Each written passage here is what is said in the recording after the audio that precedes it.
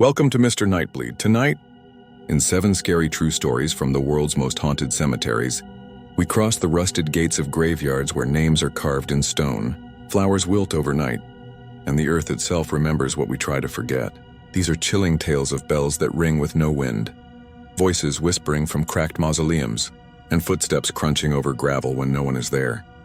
This is a brand new channel, and my goal this month is 2,000 subscribers. Almost 90% of people who watch never subscribe, they just fade back into the dark. Don't be one of them. Before we begin, tell me in the comments, where are you watching from and what time is it for you right now? And if there's a cemetery in your town that gives you chills, type its name. Because once you step past the gates of the world's most haunted cemeteries, some things follow you home. Kill the lights, mute the world. Let's begin.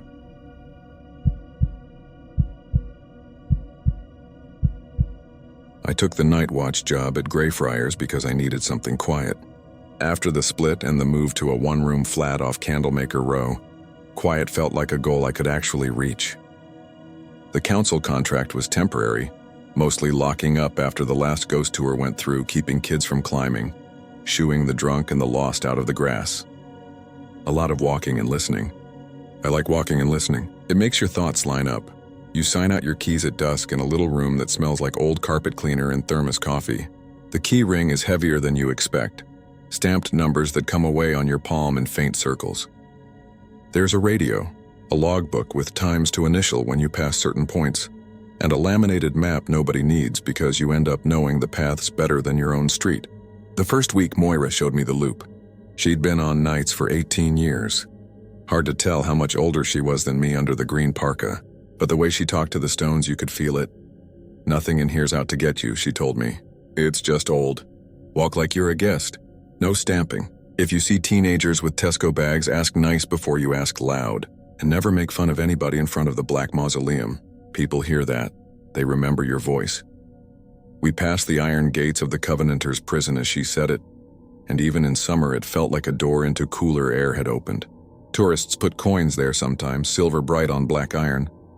I made a joke about ghosts tipping well and she didn't laugh. Only said, you'll sleep better if you don't. My first 2 weeks ran smooth. Midnight is a strange kind of honest. The wind makes a different kind of noise through the trees when the buses stop and the city quiets. I learned where my boots struck the old stone at the same angle every time. How the light from the kirk floods the top stones and leaves the low wall along the Flodden steps in shadow. I learned the habits of the foxes, the last tours, the 2 students who tried to climb for a photo at the Greyfriars Bobby statue and left in a hurry when I asked what their mum would think. I learned that if you make your radio check-ins in a normal voice, your heartbeat stays normal too. It started with dust. That's what I keep coming back to when I tell it. Greyfriars stones aren't dusty like a bookshelf. They're rough, lichen-bitten, flocked with the grit of centuries that lives in the carved letters. A dry spell settled over Edinburgh that September. Leaves crumbled underfoot like paper. When wind moved through the yard at night, it picked up a skin-thin layer of grit and laid it down again in the same way you can see where a book sat on a shelf for years. There's a box tomb slab on the east path, low enough to use as a bench if you don't know better. I'd sat on it the first week before Moira's voice settled permanent in my head about respect. The slab has a family name so worn you can't read it without knowing it already. The night I noticed the dust, the slab looked like it had been sugar-dusted. A light coat over the letters and the smooth parts where hands sometimes brush as they pass. My name was written across it. First name and last block letters like a kid learning to print. It stopped me so clean my breath made a cloud I could see. I thought, of course, of the kids. Chalk is common. People do rubbings, trace dates with crayons and paper. I stooped and rubbed at it with my glove. The letters smeared.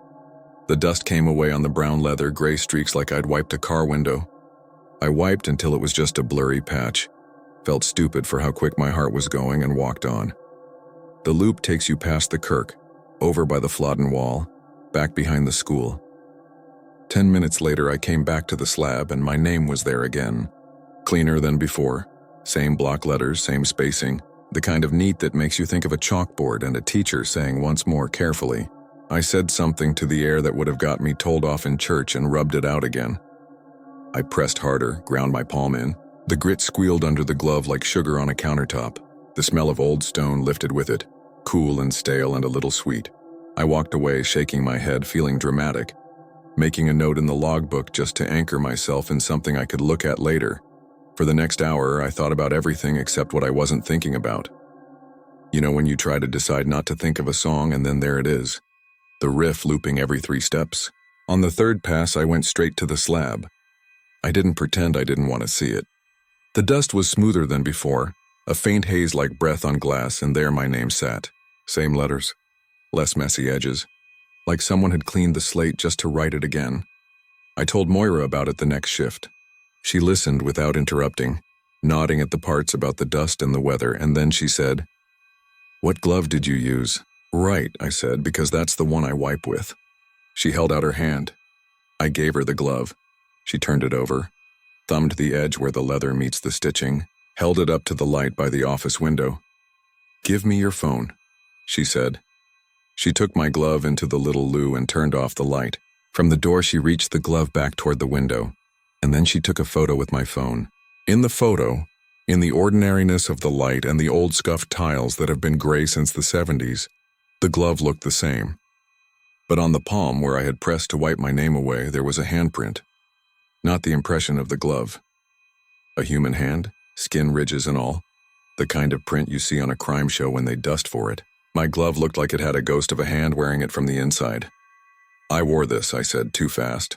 "I had it on the whole time." "Maybe you didn't," she said in that voice that isn't unkind.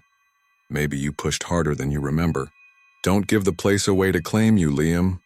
She said my name gently, and I felt annoyed at the superstition of it. So annoyed I took the glove back, pulled both on, and went out early to start the loop. You can hear your pride in your boots when you step 2 split. That was a Monday. On Tuesday, I made myself not go to the slab first. I did the loop exactly. I checked locks with my left hand. I said hello to the fox by the wall like always.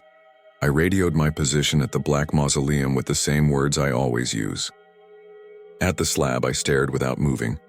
The dust looked almost leveled, the faintest ripple where letters had been, like someone had erased a chalkboard with a clean cloth and then breathed on it. I took a photo with my phone.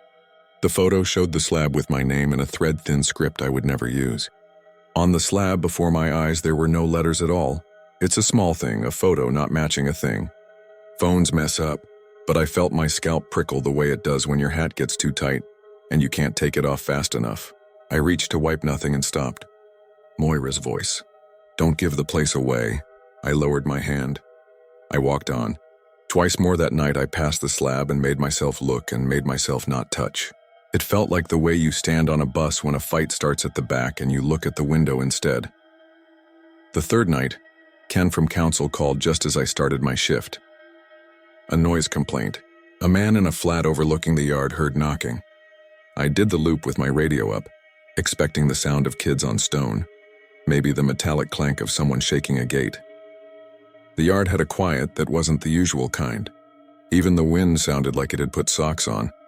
I picked up the knock at the same place every time I came past it. 3 dull taps, then a pause. Then 2 old stone make sounds. Heat and cold do things you can look up. I tried to look it up on my phone, got half a paragraph about thermal expansion, and felt like an idiot for looking it up in a graveyard at 1 in the morning. The knocks came again and I followed them like a child does.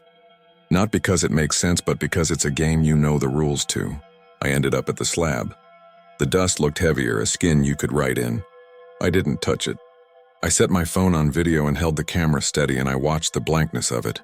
The knocks came. 3 paused too. My other hand drifted to the top of the stone without me telling it to. I felt grit on leather. I jerked back like I'd burned myself, and the dust lifted in a swirl. It settled again, and there was my name again, as neat as if a teacher had written it. The video burned through my battery because I forgot to stop it. When I watched it later, you can see my gloved hand start to reach, and then you can see faintly, as if something was writing underwater. Letters form where the glove would have been if I hadn't moved.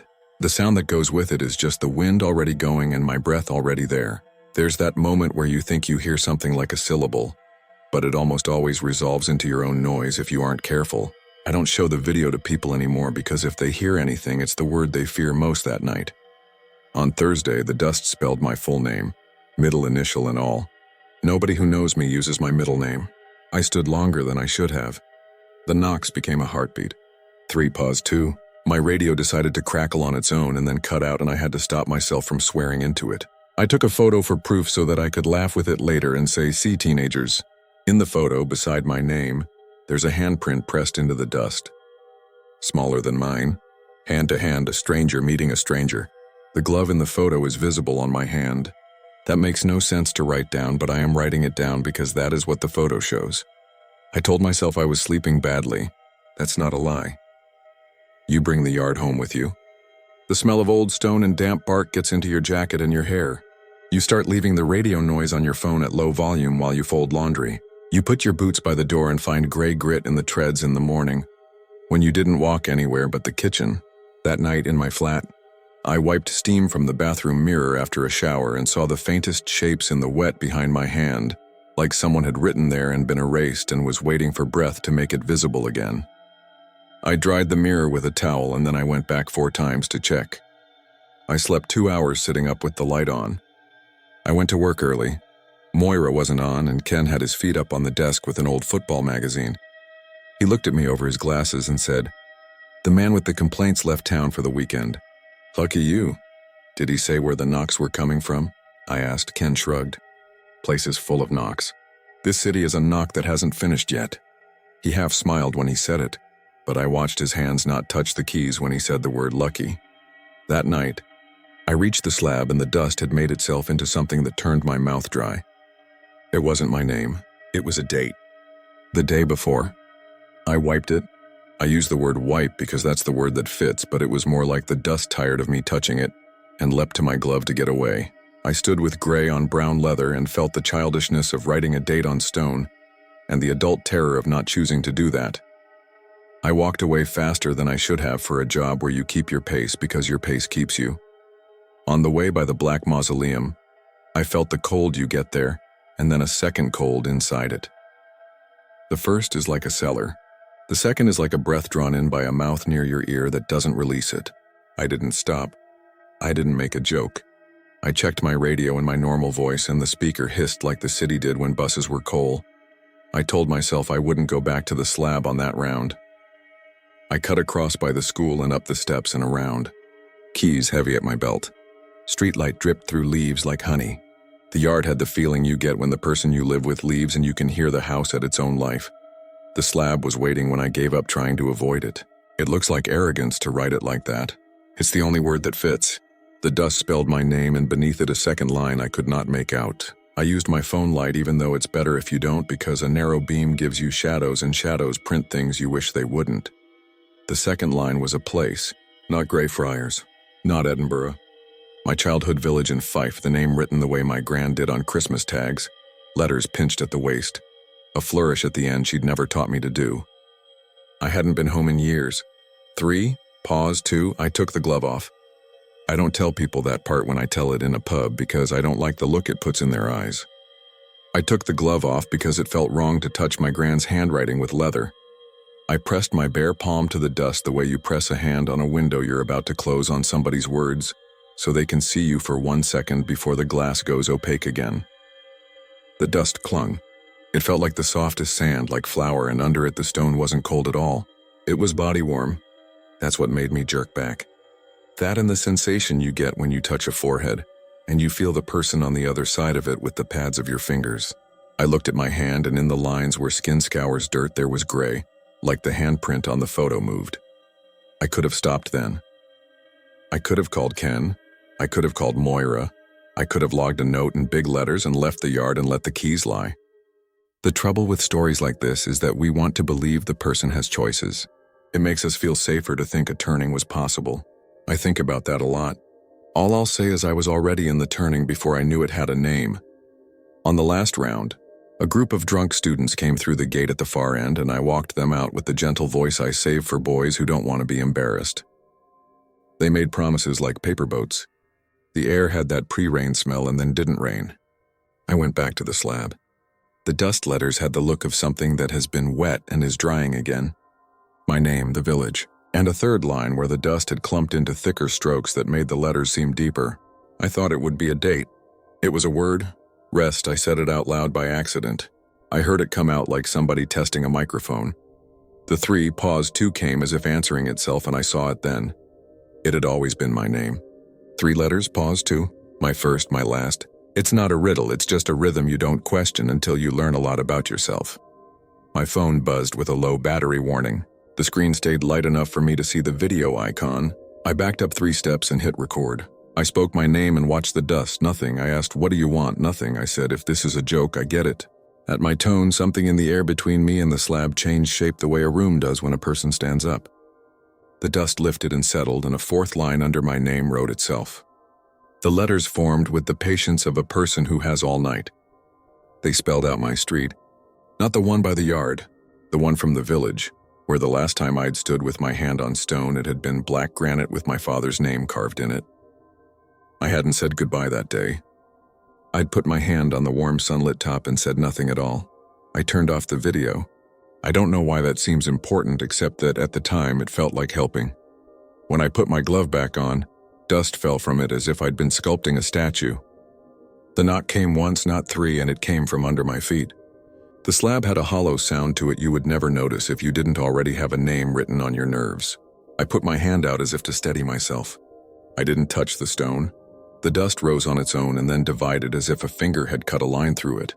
The shape was a box, a simple outline. And then in the box on one side a handprint appeared. It was mine. In the box on the other side another handprint appeared, smaller and warped like the lines didn't know all kinks from skin. The little finger was crooked at the top the way my little finger is from a football break when I was 12. I didn't run. That would be a simple tale. I walked back to the office with my hand in the air because the dust on it felt like a temperature my skin wasn't supposed to have.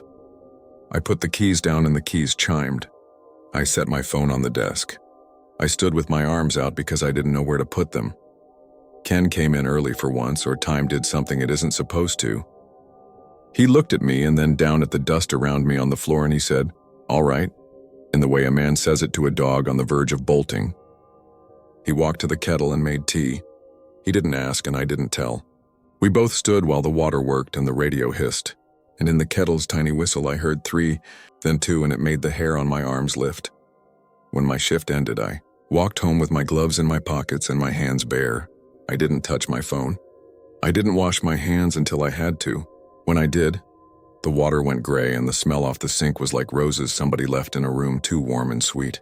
I dried with a towel and looked up and saw where I'd wiped steam from the mirror a week before, and I saw, not words, but the blanks where words had been. I wrote my name with my finger and felt stupid, and then watched as my name widened and smudged under my fingertip like somebody was writing along with me from the other side. I wiped the mirror clean with the towel and threw the towel in the bin and went to work like a person does, because something happens and you don't stop being the person you were. I've changed the way I walk the loop. I pass the slab at a distance where I can't see letters. I keep my eyes on the paths in the way you do in a hospital when you read numbers on doors and don't read the names. Students still climb. Foxes still pass with their businesslike trot.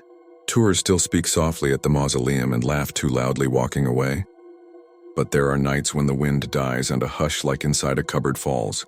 And in that hush I hear the rhythm that belongs to me. 3, pause, 2, and a syllable that is the same in any language. Sometimes I open my phone and the video I didn't take plays. It's a small thing, a magic trick you could do with a bad app or a friend.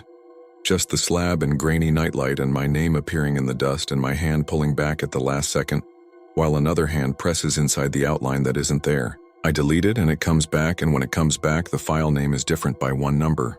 The only piece of evidence I keep where I can see it is the photo Moira took of my glove with the human handprint in the palm. I keep it because it looks like someone made it for me. There are people who would call that affection. There are people who would call it a threat. I don't know which I am most nights. I didn't go home to Fife for my dad's stone in the years after he died. Not once after the funeral.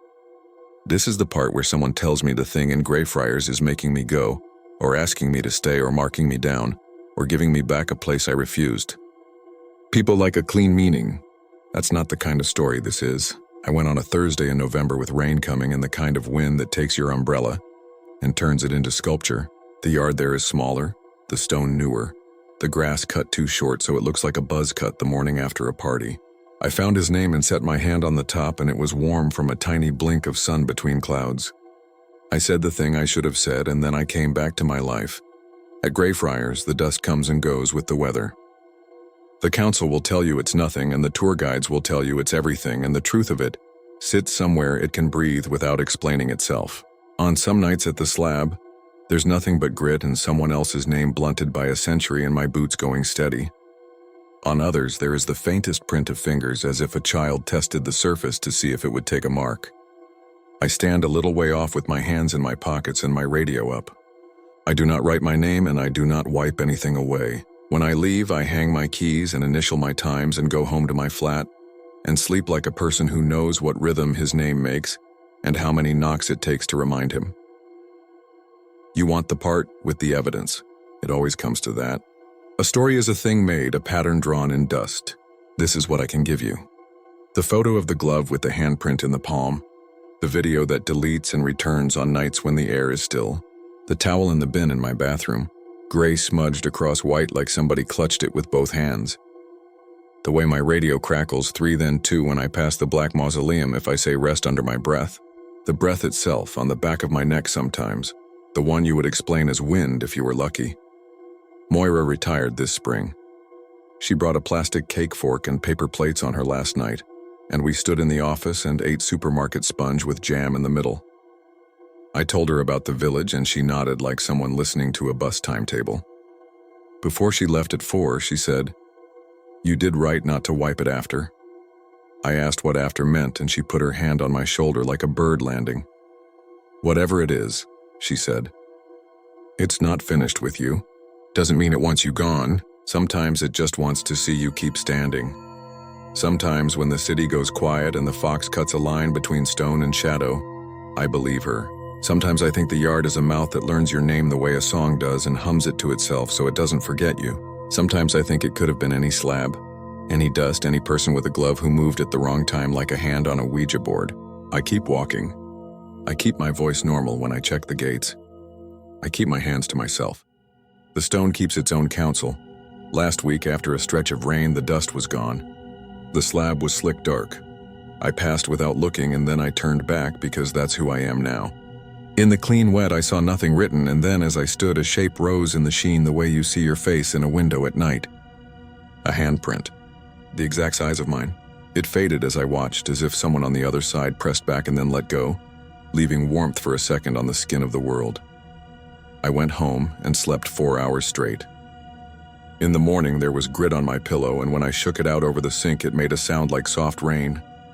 I brushed it into my hand, and it left lines, and for a moment it looked like a map, and for a moment it looked like a name, and for a moment it was only dust. I washed my hands, and the water showed me how much of it can run and leave the rest behind. I don't go to the slab to make meaning anymore. I go because it's on my loop, and my loop is what I keep. If something wants me to rest, it'll have to ask without writing. If I write back, it'll be by standing where I am. That's the only language I've got that doesn't smear.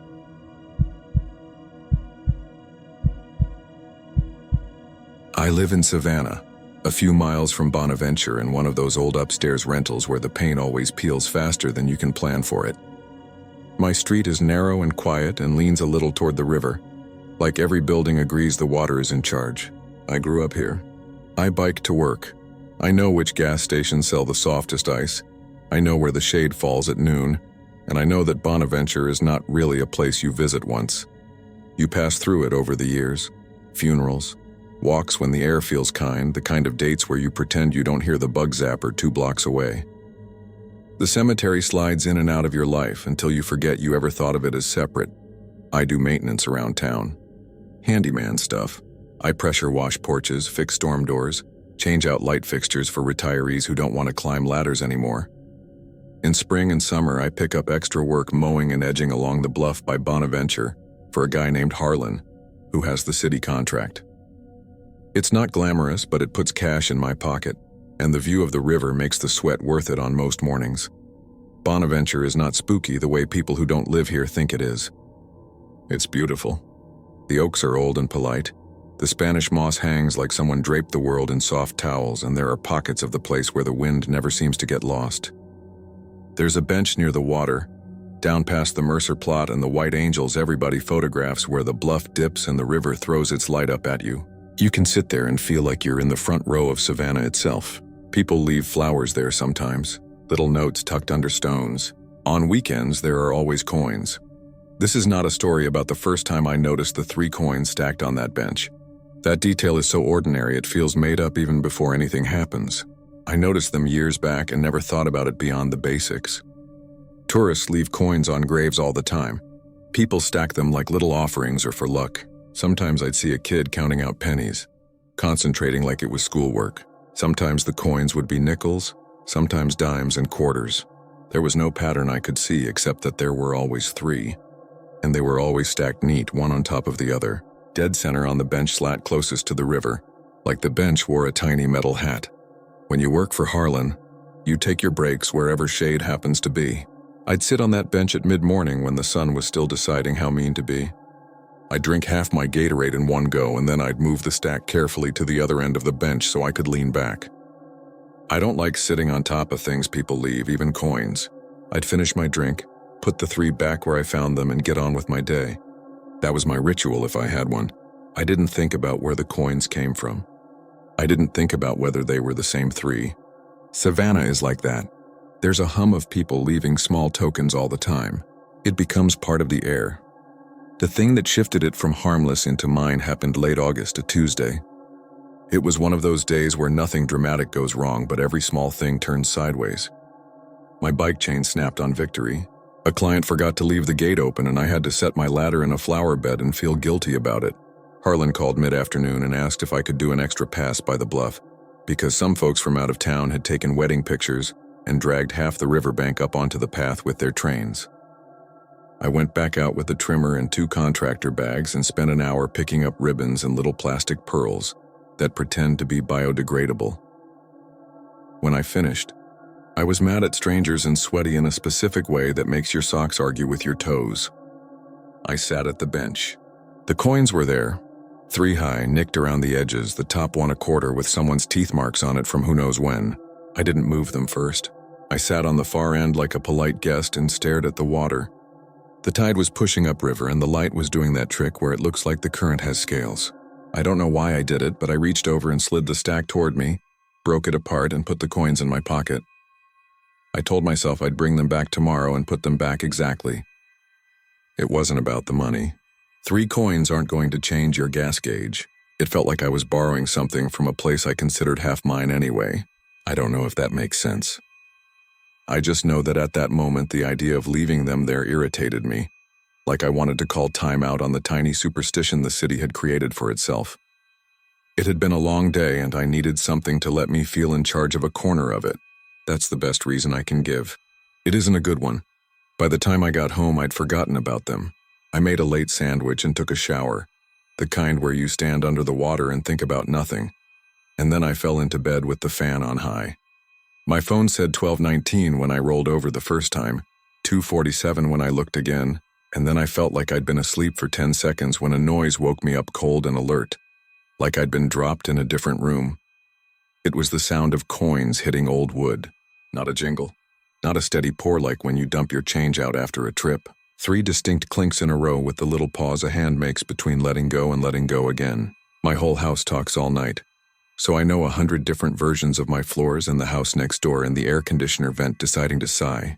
This was not that. This was metal on wood in my bedroom at the foot of my bed in the dark, and my phone said 3:13 when I picked it up, because my hand went there before my brain. I didn't do the thing where you lie there and convince yourself it's nothing. I clicked my lamp and sat up and looked down, and there they were, my 3 coins. The same scuffed quarter and a nickel and a penny, the quarter on top because I had stacked them back at the bench to feel the only control I was going to get that day. They weren't stacked now. They were resting 3 inches apart like someone had dropped them one by one in a straight line to lead me toward the door. The line ended at my bedroom threshold, and the last coin touched the crack where the hall floor runs the other way. I got out of bed, and every board that could complain did, and I stood there staring like it was a magic trick and I should be able to see the trap. I touched the quarter with my bare foot, and it was cold. Not room temperature, not cooled off in the night cold like a doorknob can be, but river cold. There is a difference. If you're from here, you know it. There's a smell to it too, brackish like metal and salt and leaves that don't find land. The smell was faint, almost like my brain added it, but it was there. I picked them up. I said out loud, "Okay," to an empty room like I was acknowledging a deal I hadn't meant to make. I put the coins on my dresser far from the edge, one on top of another, and turned the lamp off. I didn't really sleep after that. I waited for the second part and it didn't come. The fan made its circle sounds and a car grumbled past and the room slowly traded black for gray, and then gray for that watery color the first sun gets when it talks through curtains. I was at the bench by 7. The air hadn't turned mean yet. There was a couple taking pictures and a jogger with a dog that looked like it could write checks. The 3 coins were stacked on the bench exactly where they always were. I stood there with my 3 coins in my pocket and looked down at the 3 sitting there like they had always been mine. It was dumb to feel that way, but that's what I felt.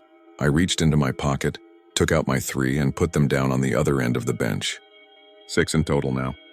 The stack by the river sat steady. The ones I'd set down looked embarrassed, like I'd brought the wrong dish to a potluck. Harlan walked up behind me to talk about hours, and I flinched hard enough to make him laugh. "You all right, sport?" "I slept weird," I said.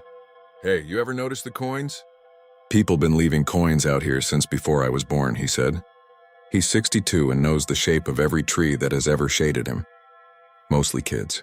Sometimes folks who lost somebody. My cousin says it started after one of those tour guides told a story about paying the ferryman. But you know how tour guides are. If you don't give them a ghost, they make one.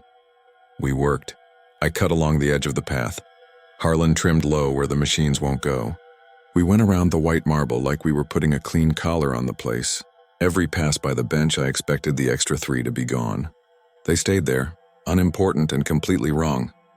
I told Danny that afternoon. She bartends on River Street and knows every rumor in this town before it does. We've been friends since high school because neither of us left. I met her on her smoke break and squinted up at the sky like I was waiting for a weather change. "I think something followed me home from the cemetery," I said.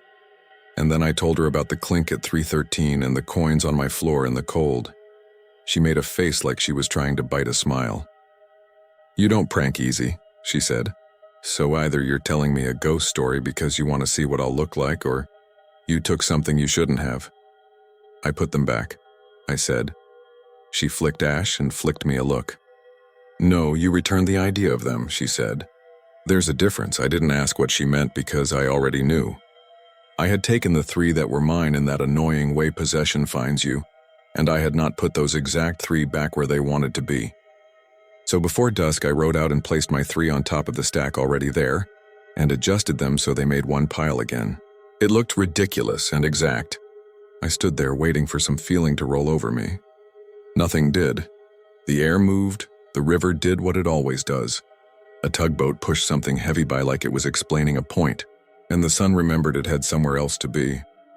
That night at 3:13, 3 coins clinked onto my bedroom floor again. It was the same sound and a different pattern.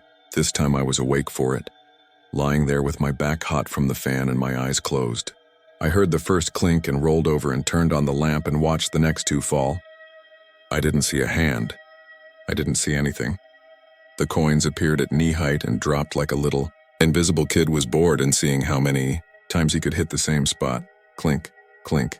They landed exactly at the edge of my rug and then rolled outward until the floorboards told them they couldn't. I stood up and stared, and at some point started laughing because the laugh felt like it belonged to someone who could handle this, and I wanted to be that person even if I was borrowing him. I got a glass jar from the kitchen, the one my mom used to keep buttons in, and I put the coins inside and screwed the lid down tight. I carried the jar back to the bedroom and placed it in the center of the dresser. For some reason, I set it on a folded towel like people do with hotel ice buckets. I turned off the light. I lay down. My phone said 3:19. I stayed awake for 20 minutes waiting for the jar to rattle. It didn't.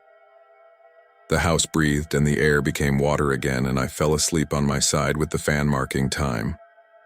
When I woke up, the jar was where I'd left it, the lid on, the towel crease still neat.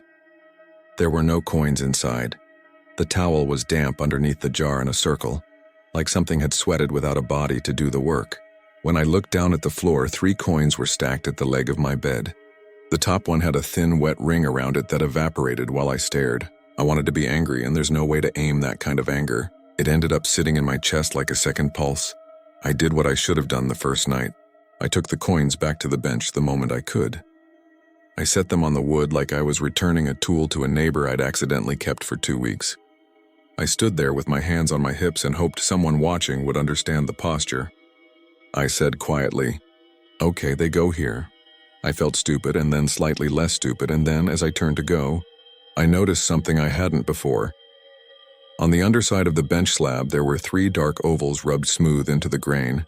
How long had people been putting coins here for it to wear the wood like that? How long had the wood been leaning toward them? I reached underneath and ran my fingers across the marks. They were not sticky or damp or anything a movie would show you if it wanted you to buy the ticket again.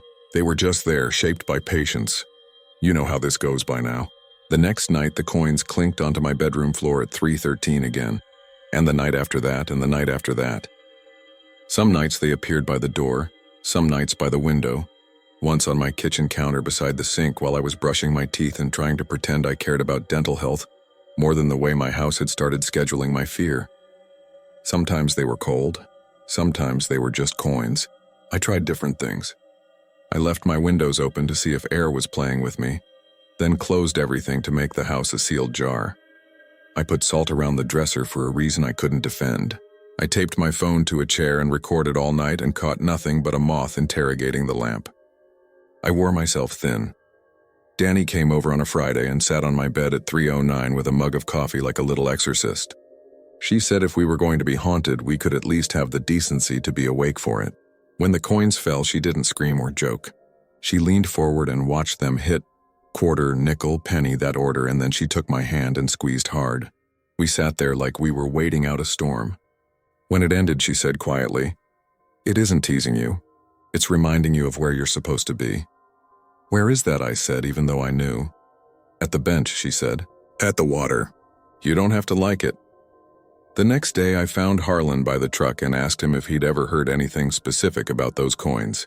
He wiped his hands on a rag that would never be clean again and looked past me at the river. "My mama used to talk about those Sea Island storms," he said, which is what old Savannahans sometimes call hurricane seasons.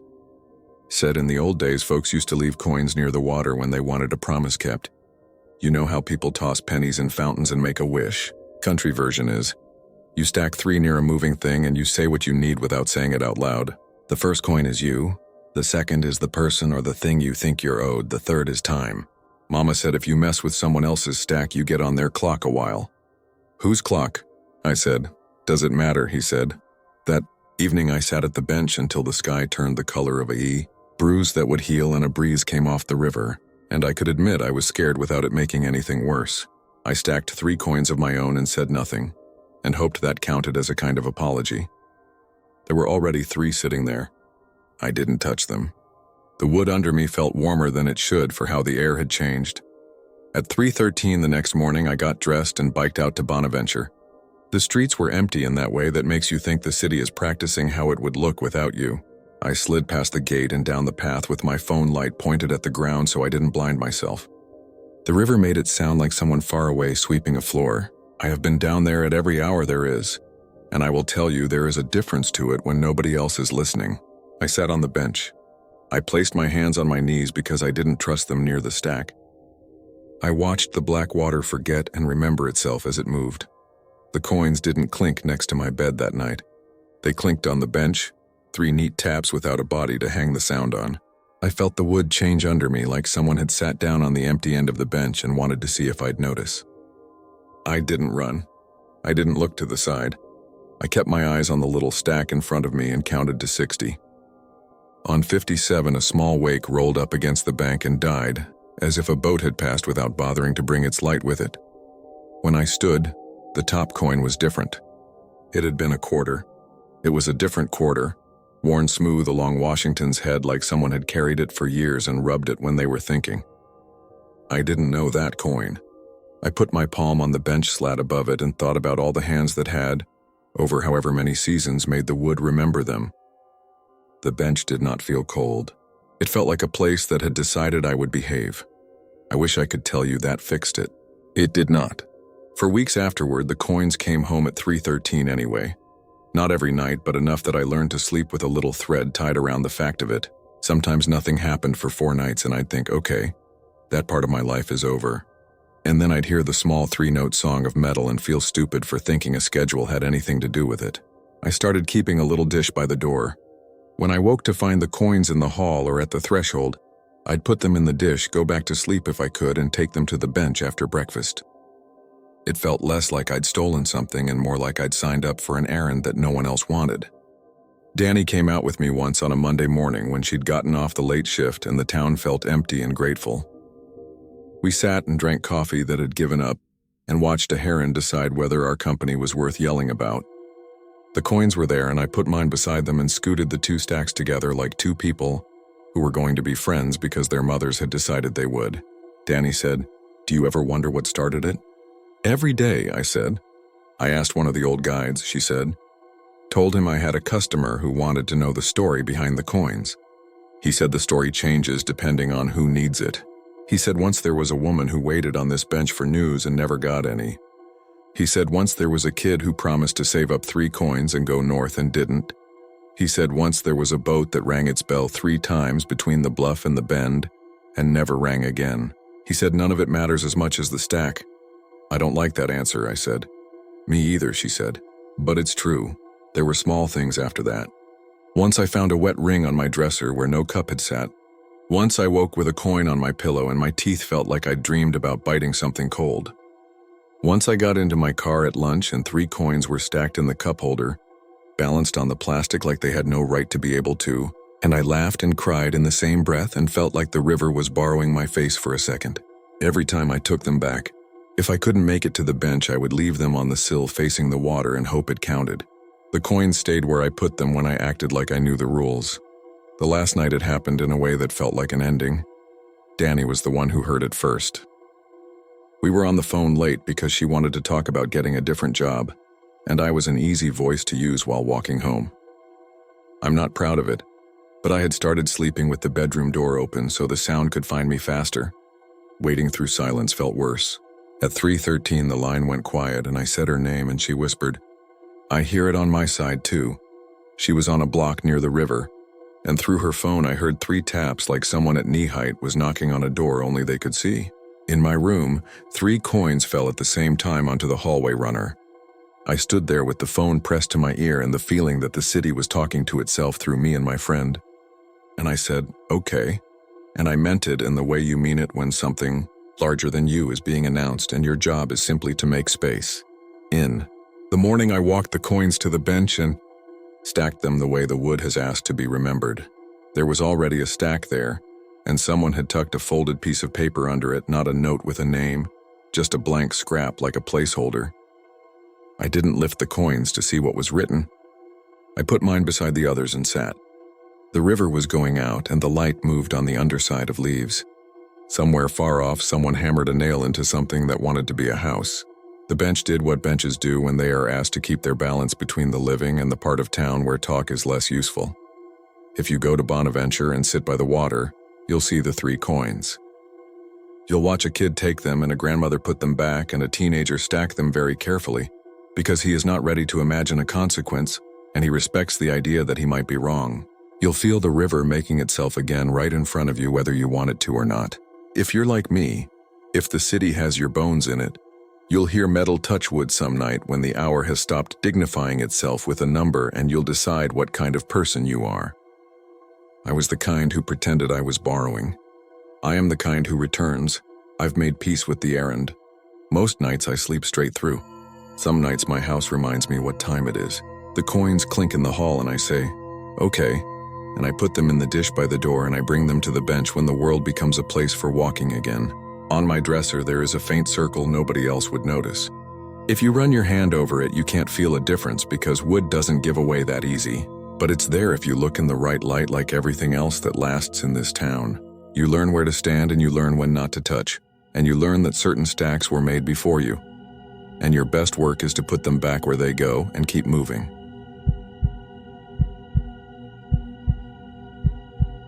I didn't go to Paris looking for ghosts. I went because my girlfriend Lena had a conference and I tagged along like a cheap second suitcase. We booked a tiny studio near Gambetta, the kind with a bed that folded out of the wall and a shower you had to climb into sidelong. The first night we bought baguettes and cheap wine and wandered until our feet hurt. By the second day we had done the river, the bookstalls, the big church everyone photographs from the same angle. It felt like we were doing what tourists are meant to do, checking boxes, collecting stickers on a mental suitcase. On the third day after Lena's sessions, we walked uphill to Père Lachaise because I wanted a quieter place to shoot video. I make simple travel clips for friends and family, and sometimes for the tiny YouTube channel I keep private. Nothing fancy, just handheld shots and the kind of editing any laptop can handle. Cemeteries have that slow, steady movement I like for B-roll. Trees, stone, people speaking softly, wind with a personality. We went around 4 in the afternoon. A soft rain had swept through earlier and left everything rinsed and darker. The old lanes were shiny in the low light, and the crows sounded like they were complaining about the weather. There was a map board near the entrance with names that made the place feel like a museum. We wandered without a plan. Lena read the names out loud and made me guess who they were. I got a few, missed most. The part I can point to, the moment I can rewind in my head and say this is where it changed, was on a narrow path lined with private family crypts. They looked like tiny stone rooms pressed shoulder to shoulder, each with a door. Some doors were plain iron, some had rusted keyholes like little mouths, and a few had stained glass windows built into them, tall and narrow like a church's side eyes. The glass was old in that way you can't fake. It didn't just show color. It showed time. Dust lived inside it. I was filming the way I always film. Slow pan, tripod stance without a tripod, elbows in. Lena had stepped back to look at the moss on a roofline. I remember hearing her sniff because her nose was cold. I remember my hands feeling dry on the phone case. I framed the door with the stained glass and moved in close. The camera app showed my live view. It was just me, my shoulders in a dark jacket, the smear of leaves behind me, and the glass throwing back a greenish version of me. I exhaled and the glass bloomed a small wash of fog, then cleared. Nothing strange happened then. It was quiet. I took maybe 10 seconds of steady footage, then a few stills. I said something like, "Okay, got it." Lena said we should head back before the guards started clearing people out for closing. We walked on. The worst thing in my mind at that point was whether my sweater was too thin for the breeze. We ate at a small place that put their chalkboard menu on a chair outside the door. Lena talked about a data visualization panel from her conference. I talked about color grading and how Paris made everything look like it had been slightly overexposed and then corrected by someone with taste. Back at the apartment, I airdropped the clips to my laptop, and because I'm particular, I skimmed the day's footage right away to see if anything was worth keeping. When I got to the cemetery clip, the one of the stained glass door, I saw something I could not have seen there in the moment. It sounds like a trick of memory, but I need you to believe this part was clean. In the live view at the time, I was alone. In the saved video, there was someone standing beside me. Not exactly shoulder to shoulder, but close enough to read us together. You know, when two people stand near a mirror and their backs line up and you get that sense of a shared space. It looked like that. The figure's outline was faint, like reflections stacked in a shop window at night, but it was there. And it mirrored my posture with a lag. A half beat late. I breathed out. It breathed out. My shoulders dropped. Its shoulders dropped as if my movement spilled over and reached it afterward. I scrubbed back and forth. I toggled the audio up. There was wind in the trees and a bus murmur from the road in my breath. Then under that, soft as a throat clearing across a room, a whisper. 3 letters if you speak French: rest, stay. It didn't belong to me or Lena. It didn't match the rhythm of the wind. It rode under my voice like a small boat sliding under a bridge. I said Lena's name. She answered from the bathroom, toothbrush in, voice blurred. I asked, "Did you stand with me in the cemetery at the stained glass door?" She said no. She also said to stop watching creepy stuff before bed. I played the clip again anyway, and this time I watched the reflections breathing. If you've ever worked with audio, you know what it looks like when 2 tracks are almost in sync but one drifts. The way the waves nearly kiss but don't. Watching that reflection do what I did a fraction late made my stomach drop. Your body knows when 2 things that should match are out of step. It is the small wrongness that makes big fear. I boosted the sound in a simple editor. The whisper pulled forward, but when you amplify something that faint, you bring up everything else too. The room filled with a hum that might have been refrigerator, laptop fan, city noise. In that noise, the word got grainy, but it was still there. Rest. I tried not to make a face like I just tasted something sour so Lena wouldn't come out and see me being weird. I exported a copy for myself anyway. We slept. I woke before dawn to the city practicing being quiet. My phone had done its usual nighttime organizing by the time I looked. The Photos app had made a little memory of our day and tagged locations like it always does. When I tapped the cemetery clip, I expected to see the pin near one of the lanes outside the family crypts. Instead, the map label said inside. Not inside the cemetery. Inside. A radius tight enough that the blue dot sat right on top of the stained glass door itself, as if the phone believed it had been recorded from the interior of the crypt looking out. If this had happened back home, I would have told myself it was a software quirk and moved on. Being in a city where I was already thinking in 2 languages made it stranger. Inside what? Inside who? I checked our other photos. The ones near the entrance tagged fine. The cafe tagged fine. Only that clip insisted on inside. I turned location off and on. I hard closed the app. The label stayed. By breakfast, I had decided I needed a normal explanation. Distorted reflections, old glass, GPS weirdness among stone and iron, a whisper that could be my brain picking out a word from noise because I fed it the expectation of a word. The mind does that. It is a machine that prefers patterns to blankness. We went about our day. Lena had a half schedule, so I played solo tourist and texted her pictures of things I thought she would like. At a crosswalk on Boulevard de Ménilmontant, I drifted close to a shop window while I waited and watched my reflection among the mannequins. Other reflections slid in and out. The city's analog augmented reality. I lifted my phone to take a quick clip for a transition. My reflection raised its phone. A woman moved past and her scarf flashed. I dropped my phone hand, and for the slice of a moment before my reflection caught up, I saw it still holding a phone at eye level. Not a big lag, just enough to feel it in the chest. I laughed too sharply, a single bark. A guy beside me glanced over like he was deciding whether to step away. The crosswalk went green. I crossed. I told myself it was a trick of the angle. When I met Lena later near a metro entrance, I pointed at the reflective panel and said, "Tell me this looks normal." We stood side by side. I raised my hand. She raised hers. The reflections raised theirs a heartbeat late. She said, "It's glass on top of polished metal. There's a lag because you're moving. It's fine." She was right to say it, and I was wrong to feel my mouth go dry anyway. That night I opened the clip again because normal people prod a bruise to see if it still hurts. This time something else changed. The audio I had exported with the boosted whisper had a timestamp different from the original by several minutes. I checked the system clock. I checked the metadata.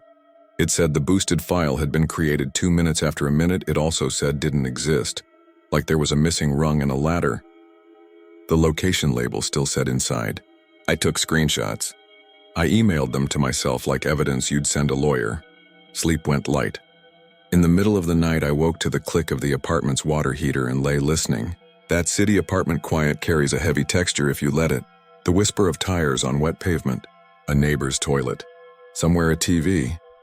When I finally drifted again, I dreamed I was filming the stained glass from the other side. The light coming through was thin and green. The iron bars that held the glass together felt cold where my palm rested.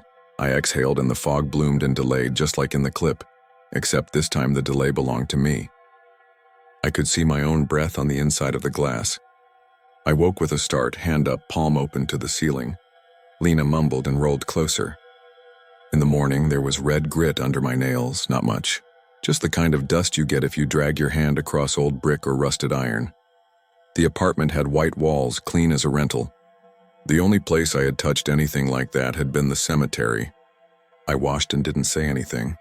Taking something from a graveyard is bad luck, I thought. I hadn't taken anything. The thought didn't care. By afternoon, I had talked myself into going back. Not for a thrill. For proof that the normal world still held. Lena said she was going to meet a colleague near Bastille. I told her I wanted more footage because the light had been pretty. We agreed to meet later by the river. I walked up the hill into the cemetery air that smells older than regular air. I followed our path by memory. I recognized the chipped cornice, the cracked tile on a doorstep, the way a cedar slumped over a wall like it had been drinking. The lane was the same. The stained glass was the same. The slow, polite quiet of the place settled around me. A man passed with a small bouquet wrapped in paper and nodded. I nodded back, suddenly aware of how alone you can feel in a place full of names. I held my phone the same way. I pressed record. I leaned close enough to see the tiny trapped bubbles in the old glass like stars caught in syrup. My reflection looked back. The delay wasn't there at first. Or maybe it was there and I didn't feel it yet. I breathed out.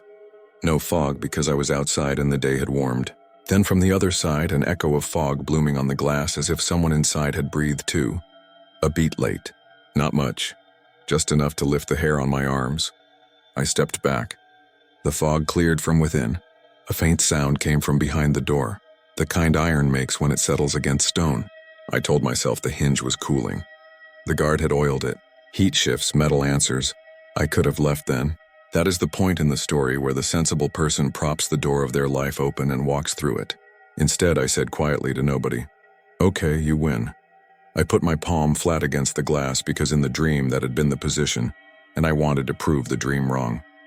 Cold came through like water. On the inside, a matching palm print spread and pressed and held mine a fraction late. My breath snagged. I lifted my hand away. The inside print stayed for a beat and then faded. I did not hear the whisper with my ears. I felt it in my chest first, like a pressure change in an airplane. When it reached the part of me that hears, it was a word I already knew. Rest. If you haven't been to Père Lachaise, the stone lanes can curve and return you to where you started without you meaning them to. I stepped back from the door and nearly tripped over a raised slab. I walked with the deliberate speed of someone not running. I turned left, right, down a stair that might have been the wrong stair. The hills fold you there. I told myself to aim for the main path and find other people. The lanes shrugged that off and gave me smaller, more private choices instead. When the guard's whistle blew from far off, the sound was kind and too thin to attach a direction to. I looked at the map board posted at an intersection of names and felt the particular embarrassment of being lost in front of the dead. I found the wide path eventually. A couple held hands and passed me. The guard's whistle blew again, closer, and a voice called in a way that was language without being a sentence I understood. I answered with my hand and my smile and the pace of my feet. At the gate, the world clicked. The street noise embraced the edges. I made it 2 blocks before I stopped and leaned against a wall and let my body do the shaking it had deferred. I told Lena. Everything in a slimmed-down version that made me sound more like a person and less like a problem.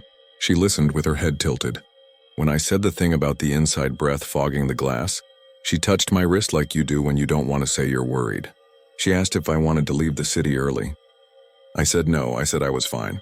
People say fine when they want to stay in the story and also end it. That night, I put the phone on the table like it was a sleeping animal I didn't want to wake. We ate leftovers and watched a panel show with captions. We laughed at jokes slowly like they had to cross a border.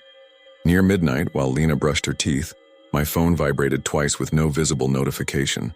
The screen lit, then went dark. When I picked it up, the cemetery clip was open like it had been waiting behind everything else. The location label did not say inside anymore. It said something that translated to within. I know that sounds like a small shift, but it didn't feel small. Inside is a place. Within is a direction. I did the thing you're not supposed to do when you're already afraid. I played it again with the sound up. In the space under my breath and the wind, there were the sounds you don't notice until you hear them and then can't forget. A small scrape, a slight thud like someone moving a foot on a stone floor. The whisper rose so gently I almost missed it at first. Reste ici. Stay here. We flew home 2 days later. Airports make everything feel like it has been processed and sealed, so I let that carry me. On the plane, I watched a dumb movie and pretended to sleep. Lena scrolled through photos and made a joke about how many pictures I take of corners. By the time we stood in our kitchen and let the quiet of our own place find its shape around us, the city felt like a story we told each other to stay close. Then, the first morning back, the clip auto-generated a new memory in my Photos app all by itself. It didn't pull from other videos. It didn't pair the cemetery with the river or our dinner. It was just that clip, set to a default track I hadn't been using lately. The location label said inside again. The map pin sat like a period at the end of a sentence at that same address, that same door. I checked the metadata for the 100th time. The phone thought the clip had been created a meter inside a building my body had never entered. I got stubborn. I told myself I would delete the clip and be done. I held my thumb on it until the trash icon appeared. When I tapped, The screen froze and then slid me back to the beginning of the camera roll like it was a deck shuffling itself. The clip was still there. I exported it to my laptop like a person making a backup of a confession. On the laptop, the created date nudged by a minute that didn't line up with anything in my timeline. It put itself just after a timestamp I spent 10 minutes scrolling for and couldn't find. The minute didn't exist, but the file insisted it did. 3 days later, standing at our bathroom mirror, I saw my reflection reach for the water a fraction after I did. And then in the blur of the faucet stream, I saw the version of me in the glass fail to follow one small movement. My real hand went to the left for the soap. The mirror hand stayed at the knob like it had forgotten its cue. If you've never seen your own face lose your place by a second, I'm happy for you. You can feel your heart begin to count differently. I stood there watching the mirror catch up. When it did, I laughed because the other choice was to shout. That day I found a tiny triangle of blue glass in the pocket of the jacket I had worn in Paris. It was so small it could have been a pebble of hardened sugar. I don't collect souvenirs like that. I don't pocket things from graves. The sight of it made me lightheaded. I wrapped it in tissue and put it in a drawer and then took it back out and wrapped it tighter and put it farther back. Like distance matters inside a house. A week after that, Lena told me I was breathing funny at night. Not snoring, not sick. Just a pattern that was off. She said I would breathe out and then pause too long and then breathe in like I had needed a reminder. She nudged me once and said my name, and I took a breath like I had been waiting for a cue from someone else. She made a joke about me syncing with European time and I laughed. But the idea cut cleanly through me, because in the clip, the breath on the inside of the stained glass is always a beat late, because the thing that stood beside me was always catching up. I tried to be the kind of person who writes this down so I could look at the shape of it.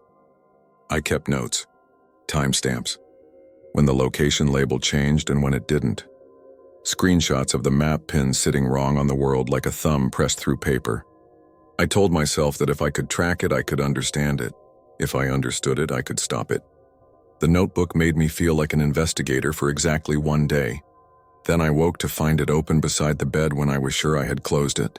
And on a page I hadn't reached yet, the word reste was written very small in the margin. And the smaller truth is that the handwriting looked like my own when I'm half asleep. I have not shown the clip to anyone else yet.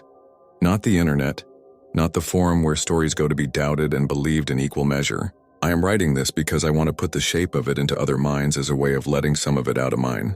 If you tell me to delete the clip, know that I have tried. If you tell me to smash the phone, know that I held it over a concrete floor and couldn't bring myself to let it go. I am not afraid of breaking a thing. I am afraid of what a broken thing might say. Last night a storm came. I sat in the dark living room while Lena slept and watched the streetlight pour itself into the window. The glass made a second version of the room, and in that version, I saw myself sitting more still than I was, hands folded like someone in a portrait. I decided that if I saw the delay, I would count it. I would give it a number, and a number is smaller than a fear. I lifted my hand and waved once at the window. The man in the window lifted his hand and waved once, a beat late, and then kept his hand up after mine was down, palm open toward me like a request. My phone vibrated on the table. No alert on the lock screen, just the subtle buzz you feel more than hear. When I woke the screen, the cemetery clip had jumped up again.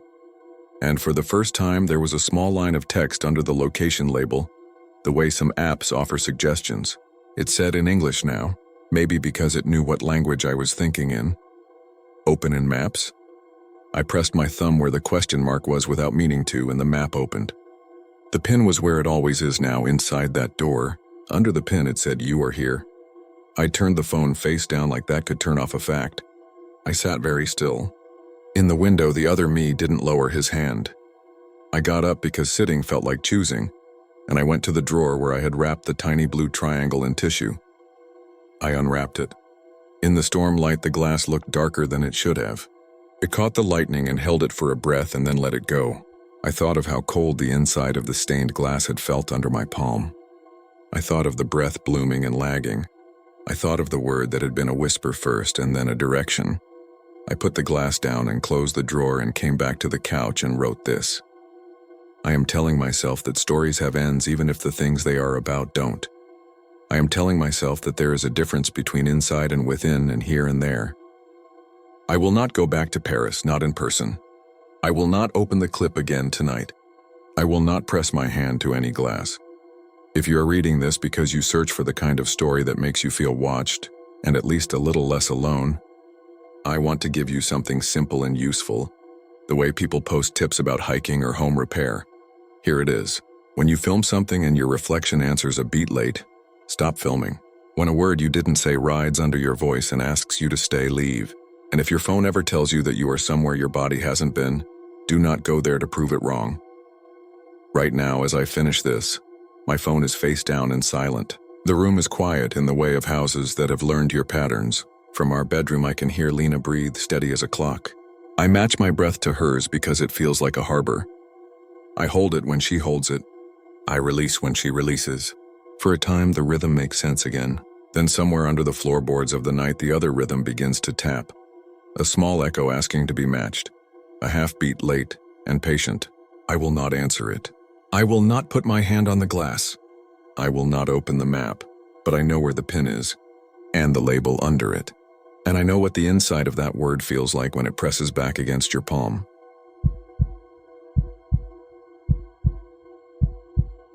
I'm not superstitious. I don't have a ghost story ready to pull out at parties, and I wasn't hunting for anything weird when I went to Koyasan.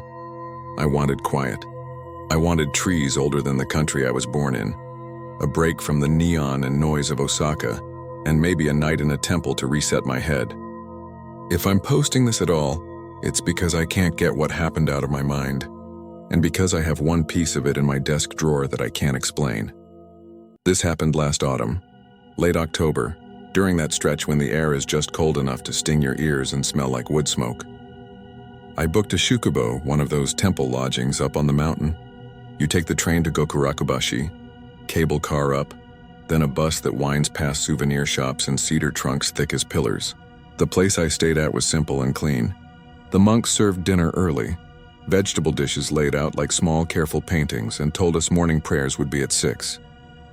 I shared a low table with a couple from Fukuoka and an Australian guy named Dan who had been hiking the Kumano Kodo and talked in the half-whisper people use when they feel like guests in someone else's house. After dinner, one of the younger monks who translated for us mentioned Okuno-in. If you go, he said, bow at the bridge and stay on the marked path. No photographs at the inner area, please. Night is very quiet there. He didn't say don't go at night, just gave that small, polite smile that can mean anything in Japan. The couple from Fukuoka said they would go in the morning. Dan wanted to rest his knee. I can be stubborn about doing the thing I came to do, so I said I'd take a walk and be back early. Outside, the mountain already felt like it belonged to a different hour than the one shown on my phone. Mist lay along the road in slow-moving ribbons. Storefront shutters were down. The bus stop was empty except for a dog asleep on its paws under the bench. From the entrance near Ichinohashi, Okuno-in starts as a stone path between weathered lanterns and cedar trees that make a ceiling with their branches. The air there has its own temperature. You can hear your breath and small sounds far away, like the bell from somewhere up the hill and the rustle of leaves. The first subtle thing was the way the lanterns lit. I don't mean sensor lights that pop on when you walk past.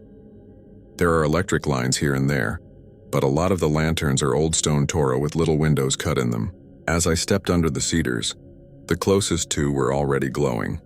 I took a few steps and the next one down the path slid from dark to a soft, steady light, like someone had turned a dimmer. Another 4 steps and the next lantern came up. I told myself they were on a timer. They came on in order because the wiring was laid that way. Still, I caught myself pausing before walking forward, like I was being led onto the path one square at a time. The path itself is fine gravel set in shallow ridges. You can feel it through the soles of your shoes. Moss grows on everything that will hold still long enough.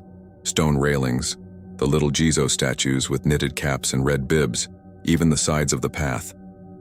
I passed offerings tucked into carved hands, coins, pebbles, a packet of candy with cartoon characters on it. One Jizo had a stack of smooth stones placed on his head, each one about the size of a small egg. The stones were wet. It wasn't raining. I looked up because I thought maybe the tree above was shedding mist like rain, but the branches were still. There were other people at first, 2 women walking together, then a man in a baseball cap with headphones, then a trio of students who hushed themselves when they realized they were among graves. We passed each other with nods. Everyone's footsteps make the same sound on that gravel. The further you go, the quieter the voices get, and the more your ears tune to things like the clacks of crows, the drip-drip from high up, the little bells some pilgrims wear. Somewhere between the first bridge and the turnoff for a newer area, the path took a subtle fork. The sign was simple, an arrow with kanji and an English line that said main approach. Under it, a smaller arrow pointed left, historic approach. I chose the historic one. It ran narrower, closer to the tombs. The lanterns here were older stone with lichen freckles and roofs like miniature pagodas. As I stepped, one lit, then the next, I kept moving, feeling watched in a way that didn't feel hostile, just particular, like being counted. I checked my phone for the time and saw the battery had dropped to 72%. That was odd. It had been in the 80s when I left the temple. I clicked the top button to darken the screen and heard something behind me that made me stop. It was another set of footsteps matching mine, that didn't belong to the women or the guy in the baseball cap. It had the faint, soft slap of sandals. It stopped when I stopped. I turned and saw only the line of lanterns and the path curving back into mist. Okay. People walk here all night. Maybe someone had stopped when I did, out of politeness. I started again, slow, waiting to be passed. The steps started again, too. They never overtook me. They never got closer or farther. When I stopped the second time, they stopped a beat later, like the person was distracted and didn't anticipate me. I called over my shoulder, "Sumimasen," without turning. No answer. I tried again, a little louder. The sandals stopped. When I turned this time, the lantern behind me dimmed. It didn't blink or flicker. It thinned like fog diffusing light, and then it was just stone. The lantern after that stayed lit. For maybe 2 heartbeats, I stood between a dark lantern and a lit one and felt like the ground under me wanted to tilt. I took 2 steps forward. The next lantern lit, and the dark one behind me stayed dark. I took 2 more. Another light came up ahead. Behind me, 1 more went out. No one tells you how loud your own breathing can sound when you finally notice it. I tried to make mine quiet. I told myself again that there were timers. But this was wrong. The lighting wasn't a wave moving forward or a timed chain. It was responding. It was keeping a rhythm with me. I walked, and it walked, and the distance between lit and unlit was always the same. 2 lanterns ahead, none behind. Everything else around me felt normal, which almost made it worse. A tiny shrine with a votive shelf stood on the left. There were coins on it. One was new and shiny enough that the orange light picked up its reflection and made a dot on the underside of the shelf, a small, bright bead of copper light. The moss on the nearby stones looked like kneaded felt. A crow barked like a small dog from somewhere high and unseen. I took out my phone to take a picture, then put it away. It felt wrong to capture it. But part of me also didn't want evidence that I would have to explain later to myself. There was another sign, Torodo Hall. Hall of Lanterns. I'd seen the photos online, rows and rows of lit lanterns inside a building like a honeycomb of light. It wasn't far now. The path dipped and then rose to a gate. That was when the footsteps I'd been hearing behind me did something different. They didn't stop when I stopped. They took 1 more step. It was a small step, the kind that carries you just within touching distance. The strap of my backpack tugged like somebody had picked it up with 2 fingers and let it down again. I turned so fast I kicked small gravel off the edge of the path. Behind me, the dark was thicker because the last 2 lanterns had gone out. Beyond them was just a line of cedar trunks and a deeper kind of dark that felt like it had a weight to it. My breath misted and hung and thinned. "I see you," I said, which was dumb because I didn't. I set my palm on my own strap. It was damp. That could have been mist. It had a smell to it, though, a sour smoke smell like a match blown out near your face. I squeezed the strap and felt a grain. Later, I would find a mark on it the size of an adult thumbprint, slightly darker than the rest of the fabric, like ash had been pressed into the weave. At the time, I only know I stood there and felt, with ugly certainty, that if I took 1 step backward, I would hook into something that could not unhook. A bell sounded from somewhere farther up. A long, steady note that you feel in your chest as much as you hear. It came as relief, the way a loud human-made sound does when you're alone in an old breathing place. And in the same flicker of thought, I realized that it also meant the hour was later than I'd planned. I started forward again because stopping felt like being prey. The The lanterns did their slow brightening ahead, 2 by 2, guiding me up toward the gate. Okuno Inn's main gate at the inner area is simple in a way that's earned. You come up to it and you know you're supposed to be smaller. I paused just short of it and turned around, expecting to feel better from seeing the zigzag of lit lanterns stretching down behind me. There weren't any. The path behind me was a corridor of dark. It wasn't pitch black. The mist glowed a little from the light at my back, but every lantern behind me had gone out down to the first bend. The only glow was the one I stood in. I stepped back 2 paces because some part of me wanted to test a theory I hadn't known I had. Ahead, one more lantern came on, stretching the bright part forward. Behind, nothing changed. I took out my phone to use the flashlight. The screen showed 63% battery. I swiped over and turned the light on and aimed it at the gravel where my feet had just been. My footprints were clear, a broken line of ovals with little scalloped edges where the stones had shifted under my soles. They ran up toward me from the bend below. The last one was 20 steps away. I counted because I didn't want to be wrong. I counted the gaps between the prints because I didn't want to fool myself with big steps or double steps. 20. The cold went into my stomach like I had a mouth there that had swallowed ice. I was standing in a patch of clean, undisturbed gravel. There were faint marks here and there, little whisker lines from wind maybe, but not the ovals my shoes made. Then, where I stood, my shoes pressed their next print like the path had just learned I existed again. I stepped forward onto the next lantern's light. The pattern continued. Untouched gravel for 20 steps toward me, then prints. It was as if the past hadn't noticed me until I got here. I don't know how long I stood there with the light on my own feet, counting, then counting again, then stepping back to see if the prints would appear retroactively, like whatever mechanism was doing this lagged behind. They didn't. When I stepped back 1 pace, the print I'd made stayed, and there was a new gap behind it, 20, 21. I stepped forward again, and it corrected. 20. If this is where you think I turned around and ran, I didn't. I've read enough stories to know that movement can be a kind of consent. Also, I could hear people up beyond the gate. Not voices exactly. A cough, the soft directional noise of cloth moving against cloth, a handful of tiny bells. It sounded like a procession or a line of people shifting their weight. The human noises made everything inside me sit down. I turned off my phone light and stepped up through the gate. There were people there or something that made the pattern of people. Lanterns hung in rows under a roof ahead, and the light from them touched black shapes lined along the path beyond the gate. The shapes were men with staffs and women with shawls and children with hands clasped. They were as still as wet bark. A very old man stood a few paces inside the gate wearing white split-toe socks and brown wooden sandals. His head was shaved. He held a staff with small metal rings near the top that made sound when he breathed. "You are late," he said in English without looking at me. He was so slight I could see each rib of his umbrella through the cloth, though it wasn't raining. He didn't open the umbrella. He held it in the wrong way for that, by the ribs instead of the handle, resting them against his shoulder like a folded fan.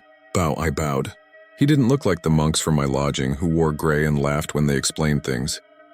He looked like the idea of a monk you'd draw if you were trying to be respectful and vague. I started to say sorry. He shook his head once without impatience. "Walk," he said. "Do not stop until you see me again."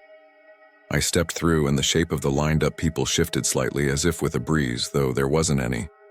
I kept my eyes down to the gravel. The lanterns here were not the old stone ones, but a soft field of small lights, thousands of them, and the hall ahead was real, not something projected by the fog. You could feel heat when you turned your hands toward it, the mild warmth of long-burning bulbs and bodies. I did what he said. I walked. I expected to reach the hall and the people and then, I don't know, fall into a normal scene that zinged everything I'd just felt into some explainable place. But the people didn't resolve when I got closer. They didn't become individual faces. Once in a while I'd think I caught a feature, a nose in profile, a loose tendril of hair. But when I tried to see the whole of them, they were like reflections in moving water. I kept walking. The chanting I'd heard as more of a pressure than a sound.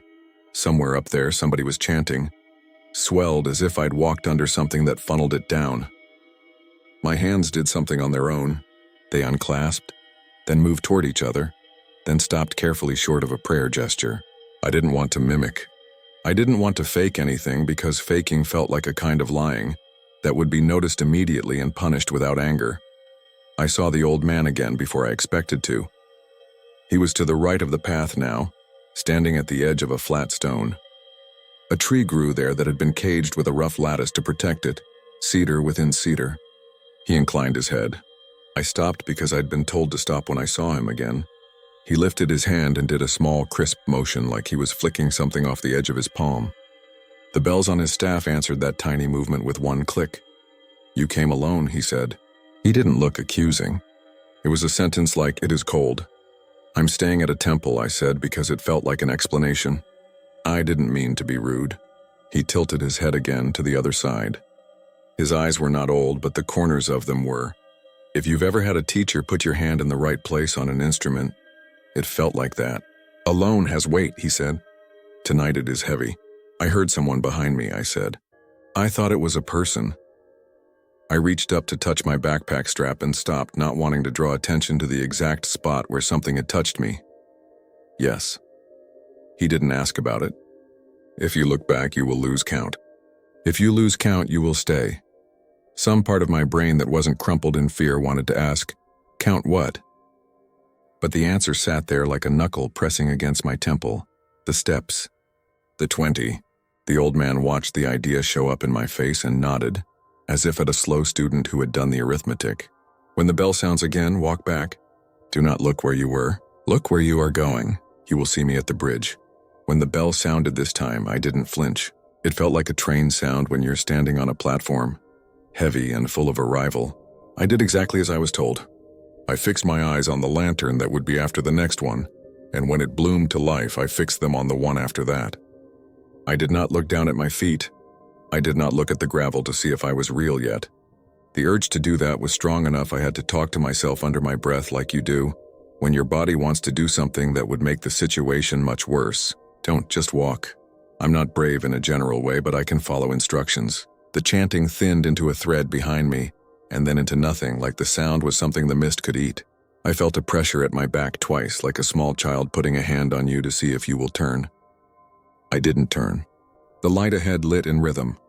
When I reached the gate, I made myself look at a point slightly above the lintel, at a spider web strung between two easy-to-miss places, a cracked edge of wood and a nail head. And I made myself think the web's owner was still a real busy spider. I crossed under and the air changed, warmer by a narrow margin, as if that had been a boundary of temperature and not spirit. The old man waited where the dark started. He was exactly on the line where the last lit lantern had decided to commit. His staff's rings chimed once. "Walk," he said. "Do not run." The map in my mind of the path down didn't apply now. The darkness was different. It was friendly the way a closed eye is friendly.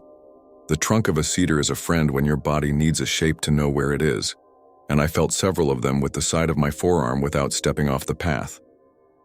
The gravel sound under my feet kept me company. After a while, I can't tell you the minutes, I started to hear another sound below the gravel, a less regular one. It was like water hitting stone in a place where you can't see the stream, but you know it's there because of the way the air tastes. My mouth tasted like a coin. I swallowed and the taste didn't go away. When the glow of the first of the older stone lanterns showed itself, it did it like a deliberate mercy. It didn't snap on. It breathed into being, and then its neighbor did. At the third one, I felt something angry at my hip that didn't belong to me. It was a quick heat, the sensation you get when someone touches a curling iron to the back of your hand by accident. It burned through my shirt and went away in the shape of a palm. I didn't make a sound because the shape felt listening. I was not brave at that moment. I was obedient. I walked. I didn't run. The bridge, when it came, was a relief so big it made my knees register the work they'd been doing. The old man stood at the far side. He put his palm up at shoulder height in a gesture I would have read as "stop anywhere in the world." I stopped. He moved the staff so that the rings whispered and then went still. For a second, he looked less like a person and more like a picture of one, like those old photos in museums where the exposure makes the subject's eyes go to smoke. Then he blinked and he was a person again.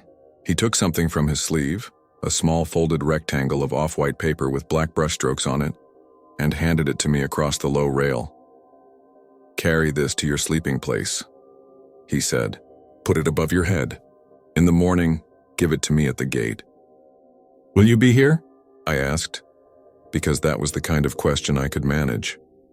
I have stood at this bridge for a long time, he said, which wasn't an answer but was the only one I was going to get. I bowed. He didn't return the bow. He inclined his head the slightest amount and reached out again, palm up, and tapped with one knuckle the strap of my backpack, where something had held me earlier. The tap made a dust of ash fall out of the fabric. Not much, the way a burned match leaves a gray ghost of itself when you flick it. He nodded once as if to say, "There." I walked back along the road to the lodging with the paper, Ofuda, I think it's called, cupped in my hand because I didn't want to bend it by putting it in my pocket. The dog was still asleep under the bench at the bus stop. The lights in the vending machines looked very modern and loud. Inside, the hallway smelled like tatami and clean soap. I slid my door and set the paper above my pillow on the little wooden rail that runs along the wall.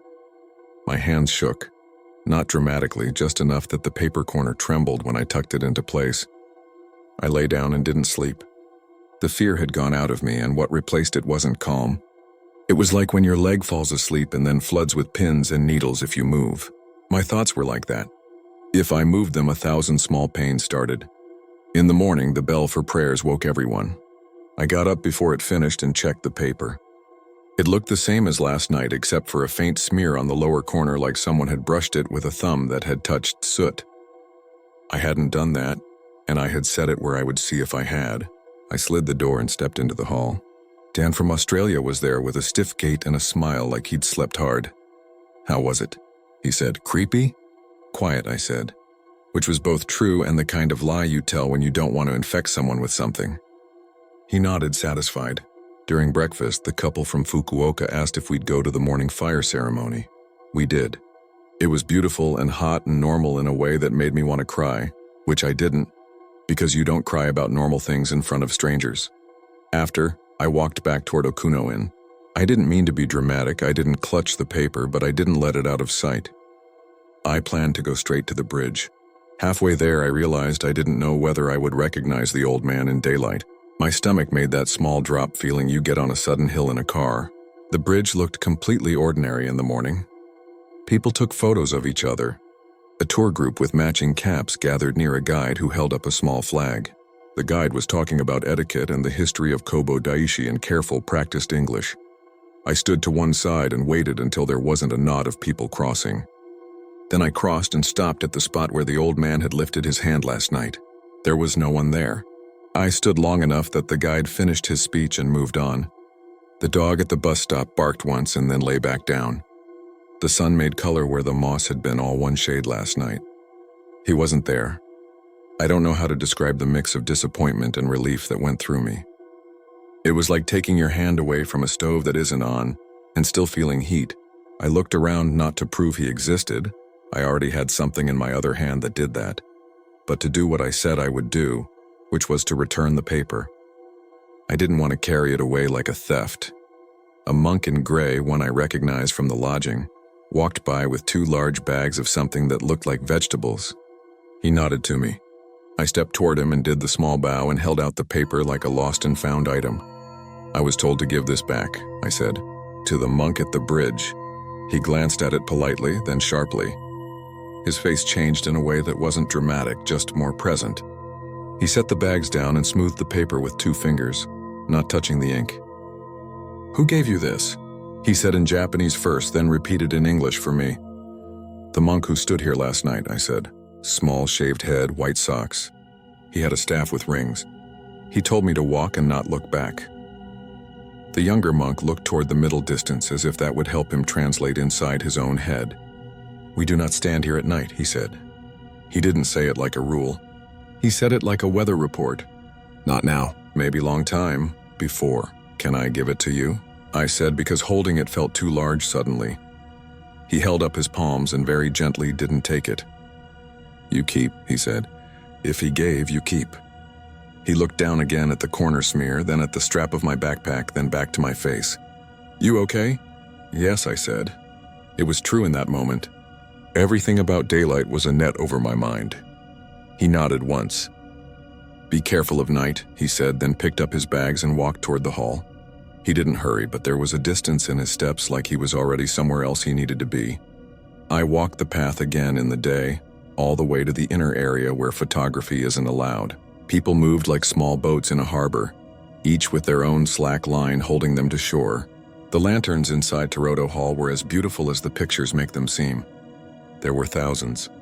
The combined light felt like standing near a field of bees, but without the sound. I bowed where I had seen people bow. I put a coin into a box. I didn't try to count my steps. I didn't look for the spider web. I thought very carefully about nothing at all, which is not something I'm usually capable of. On the bus down later, I checked my health app out of habit because I like round numbers and wanted to see what the stairs and the hike had added. My steps for the night showed a bar with a strange gap, a dip. It wasn't missing minutes, there was no blank in the timeline. It was like a segment had been counted lightly or not at all, and then the count resumed, as if the phone had stopped understanding that the small movements of my hip mattered. The dip, if you measured the width with your finger, was about as long as 20 steps would take to walk at the careful speed I'd kept last night. I told myself it was a coincidence or the kind of stuff your mind does when it wants to attach a number to a feeling. Then I put the phone away. I was tired of data. Back home, the backpack strap dried and showed nothing unless you knew where to look. If you do, and I do, you can see the print. Not clean like ink, but like something burned very lightly. If you run 2 fingers over it, the weave is slightly rougher where the print is. That's not evidence anyone else would accept. Neither is the ofuda. It's just paper. It sits in my desk in the envelope the hotel gave me for my room key. The ink on it has bloomed out a hair the way old ink does. The smear on the corner is the exact gray of ash. If you put it to your nose and breathe in, there's a faint smell like an incense stick that was put out with a drop of water. I tell myself a lot of sensible things. Motion sensors exist. Lights can be on timers. Batteries drop faster in the cold. Health apps hiccup. Monks have schedules I don't understand. But when I think about turning around on that path and seeing the dark pressed right up behind me, and then I think about my own print stopping short by a number that stayed the same no matter what I did, the sensible things fold up like paper and tuck themselves into a sleeve. The part that keeps me from filing this away as a good story that I told myself too well is small and petty, like many true things are. 2 weeks after I got back, I dropped my backpack in my living room and went to take a shower. When I came back out, my apartment smelled faintly like a blown-out match. I checked the stove. Cold. I checked the outlets. Fine. I checked the backpack and put my nose to the strap. Nothing. The smell was just in the air, a light touch, then gone. I told myself it was from the neighbor's place. I told myself a lot of things. Sometimes if I'm up late and I forget what I'm doing and a video autoplay pulls up a clip of Koyasan or temple bells or a walk through old cedar trees, I get a sensation on the back of my right shoulder that isn't quite a touch. It's a place my skin now thinks is a target. It fades when I put my hand there, and there is never anything on my palm when I look. I sleep with the envelope in the drawer next to the bed, not because I think it protects me, but because the old man told me to keep it and I'm still stupidly obedient. If you go, which you should, because Koyasan is beautiful and old in a way that makes you better behaved without scolding, you'll probably have a normal, quiet walk with the living and the dead both minding their business. Bow at the bridge. Don't take photos where they ask you not to. Stay after sunset if you want to know how big your own breathing sounds in a world that does not need you to be loud. If the lanterns light one by one, don't pretend they don't. If you hear the soft slap of sandals behind you, move your eyes forward, not back. If you find that your prints stop where you didn't, count and keep count. If anyone at the gate tells you to walk and not to look behind, believe that, just for that path, for that night, that it is better to do exactly what you're told. And if when you come home, something like a thumb of ash remains where your backpack strap crosses your shoulder, don't wash it too hard. Some things you carry because they are heavy, some things you carry because it is polite to return them when you can, to the place where you did. I worked nights at La Recoleta the year my dad got sick, and I needed a job that let me visit him in the mornings. I wasn't a historian or a guide. I was the guy who carried a ring of keys that looked like something out of an old movie, changed dead bulbs, swept up after stray cats, and told teenagers not to climb the marble angels. If you've never been, Recoleta is not a normal cemetery. It's a small stone city of the dead. Narrow lanes, bronze gates, stained glass, family names etched deeper than most people's memory. The kind of place where footsteps carry and time feels like it doesn't move quite right. The first person to tell me about the padlocks was Jorge, the oldest caretaker on our team. He was 60, wiry, the type who smokes 2 cigarettes back-to-back and calls everyone pipe whether you're 12 or 35. He'd worked there long enough to know which doors swell in humidity and which cats act as weather vanes. He had the keys to everything, and his belt creaked when he walked. He said he heard a lock click when he'd already latched it. He closed up a small family mausoleum on a Tuesday close to dusk, slid the steel hasp through the bronze loop, and just as he stepped away, he heard the sound of a padlock snapping into place. The thing is, he hadn't used a lock. He'd only set the hasp so he could come back with the right key. He patted all his pockets and found the padlock and its key still there. He tried to open the door and couldn't. The lock was on it, neat and perfect, like it had been there for years. He thought he was losing his mind, didn't say anything, and went home. In the morning, he went back with me and our manager, Marta. We opened it with the key he swore he hadn't used, and there was a fresh scratch on the inside of the bronze door. Not outside. Inside. A single shallow new line, as if something had dragged a nail across it from within the mausoleum in the hours the door had been sealed. You learn not to dramatize things in places like that. Wind does strange things in those stone alleys. Temperature changes make metal ping and pop. Tourists think they're hearing whispers because they expect to. I told Jorge we probably misremembered which lock he used. He didn't argue. He just put out another cigarette, ground it without looking, and said we should avoid working that narrow passage after dark. The passage has a name among the workers: Pasillo de los Suspiros, the Alley of Sighs. It runs behind the big names tourists come to see, and dead ends at a family vault with a tree root pushing up through a crack in the stone. You could stand there and smell damp flowers, bronze polish, old dust. Cats live like princes out there. They lounge on tomb roofs and blink at you like you're the intruder. Not them. 2 nights after the scratch, I had the late shift with Nico, a security guard from Chacarita, who studied for exams during the quiet hours. He was 23, dark hair shaved short, always tapping a bead on his thigh. He liked to tell stories while he studied, like it helped him remember. He told me an old rumor about a caretaker who got locked in during the 70s and died of a heart attack before morning. He said the man's keys were found outside the door, and no one knew how the padlock turned without a hand. People embellish. Rumors stretch. I laughed, told him he sounded like a guide trying to get a big tip. He shrugged and asked me to walk the Alley of Sighs with him anyway, because his shift memo said we had to check a light. He didn't want to go alone. That night, the air was clean after a brief rain. The jacarandas outside the walls had dropped purple flowers that stuck like stamps to your shoes. We walked down the alley with our flashlights low, not aiming them into the mausoleums because the light cuts through stained glass in a way that feels like pointing at someone sleeping. We passed angels with water stains like tears and names I couldn't pronounce. We checked the light, replaced it, and on the way back I heard it.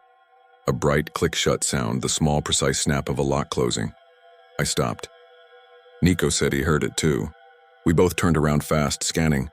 The sound had come from 5 or 6 meters behind us, around a bend where the alley narrows to 1 person wide.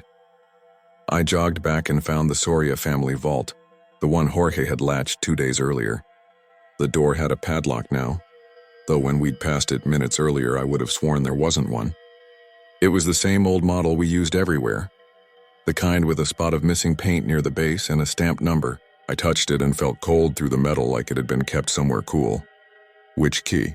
Nico asked. "Mine won't fit this brand," I said. "It's Jorge's lock. Or Marta's." "Maybe Jorge came back," Nico said, which was funny because Jorge goes nowhere after his dinner. We tried our radios. Mine hissed. His didn't answer. We didn't want to call Marta after 9 unless there was blood, so we wrote it down and moved on. I told myself again there had to be an explanation. A guide had put it on. Another caretaker passed through. Something. The next morning, Jorge and I opened the Soria vault. The lock turned with his key like butter. Inside, it smelled of old stone and wax. The vault was simple. 4 niches for coffins, a little shelf with brittle flowers left by someone who still cared, a stained glass panel that made the morning sun into bruised wine. On the inside of the door, the fresh scratch from Tuesday was there, about waist height. But there was another one, lower, as if someone had scraped the metal again the night before. You could feel the burr with your fingernail sharp enough to catch cotton. Marta was practical. She said to keep a log, note the time we heard sounds, and stop telling Nico rumors. She said the city was cutting hours and we needed to look busy and responsible. I could tell she was trying to balance people in politics because the cemetery attracts tourists and money. And nobody wants a story about locks clicking by themselves. She assigned me more daytime maintenance. She assigned Jorge to the front half. She assigned the alley of size to herself after 3. It would prove nothing, she said, except that keys don't turn themselves. None of that mattered to the cats. They avoided the alley for a few days. Usually they sun on the low roof of the Soria vault. Instead, they lounged near the statue of the drowned sailor with the small dog sculpted at his feet, as if the dog statue made the cats feel safe. I noticed because one of the cats, a big orange tom with a torn ear we called Capitan, used to take food from my hand near Soria. He watched me from a different path now and didn't blink. Animals change routines for reasons we don't see, but it added to the feeling that something was leaning on that corner of the cemetery, like a thumb pressing into a bruise. On Friday around 4, a woman in her 70s came to ask for the Soria key. She had 2 white carnations and a folded piece of paper in her purse. She had the look of someone who hadn't planned to cry and would cry anyway. Her name was Elvira.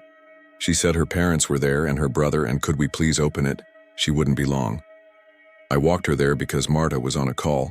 She talked as we walked, the way people do when they step into that city of stone and want to be sure they aren't alone. She told me her brother died at 19 in a river accident up north and her mother never forgave the water. She told me they moved from the neighborhood years ago and she didn't come as often now because her knees hurt on the cobbles.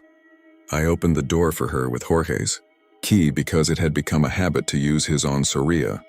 The padlock, which had been on and off all week without any of us owning that action, looked dull in the slant of the sun. The inside of the door had both scratches and a third one, newer, thin as a hair, shallow but definitely there. She didn't notice. She put the carnations in a jar on the shelf and leaned her forehead against the bronze bolt, just for a second, like it could cool something that burned in her. When we stepped back into the alley, she told me to wait a minute because she had written something to leave inside. She unfolded the paper, read it again, and didn't go back in. She folded it smaller until it was a square and put it on top of the lock. Sometimes locks know what to keep and what to let go, she said, and I didn't know what that meant and didn't ask. She left me standing there with her folded note on the lock like a paper hat. I slipped it in my pocket because paper gets wet in the night air, and then I felt like I'd done something wrong and put it on the little shelf instead, between the ugly angel and the jar.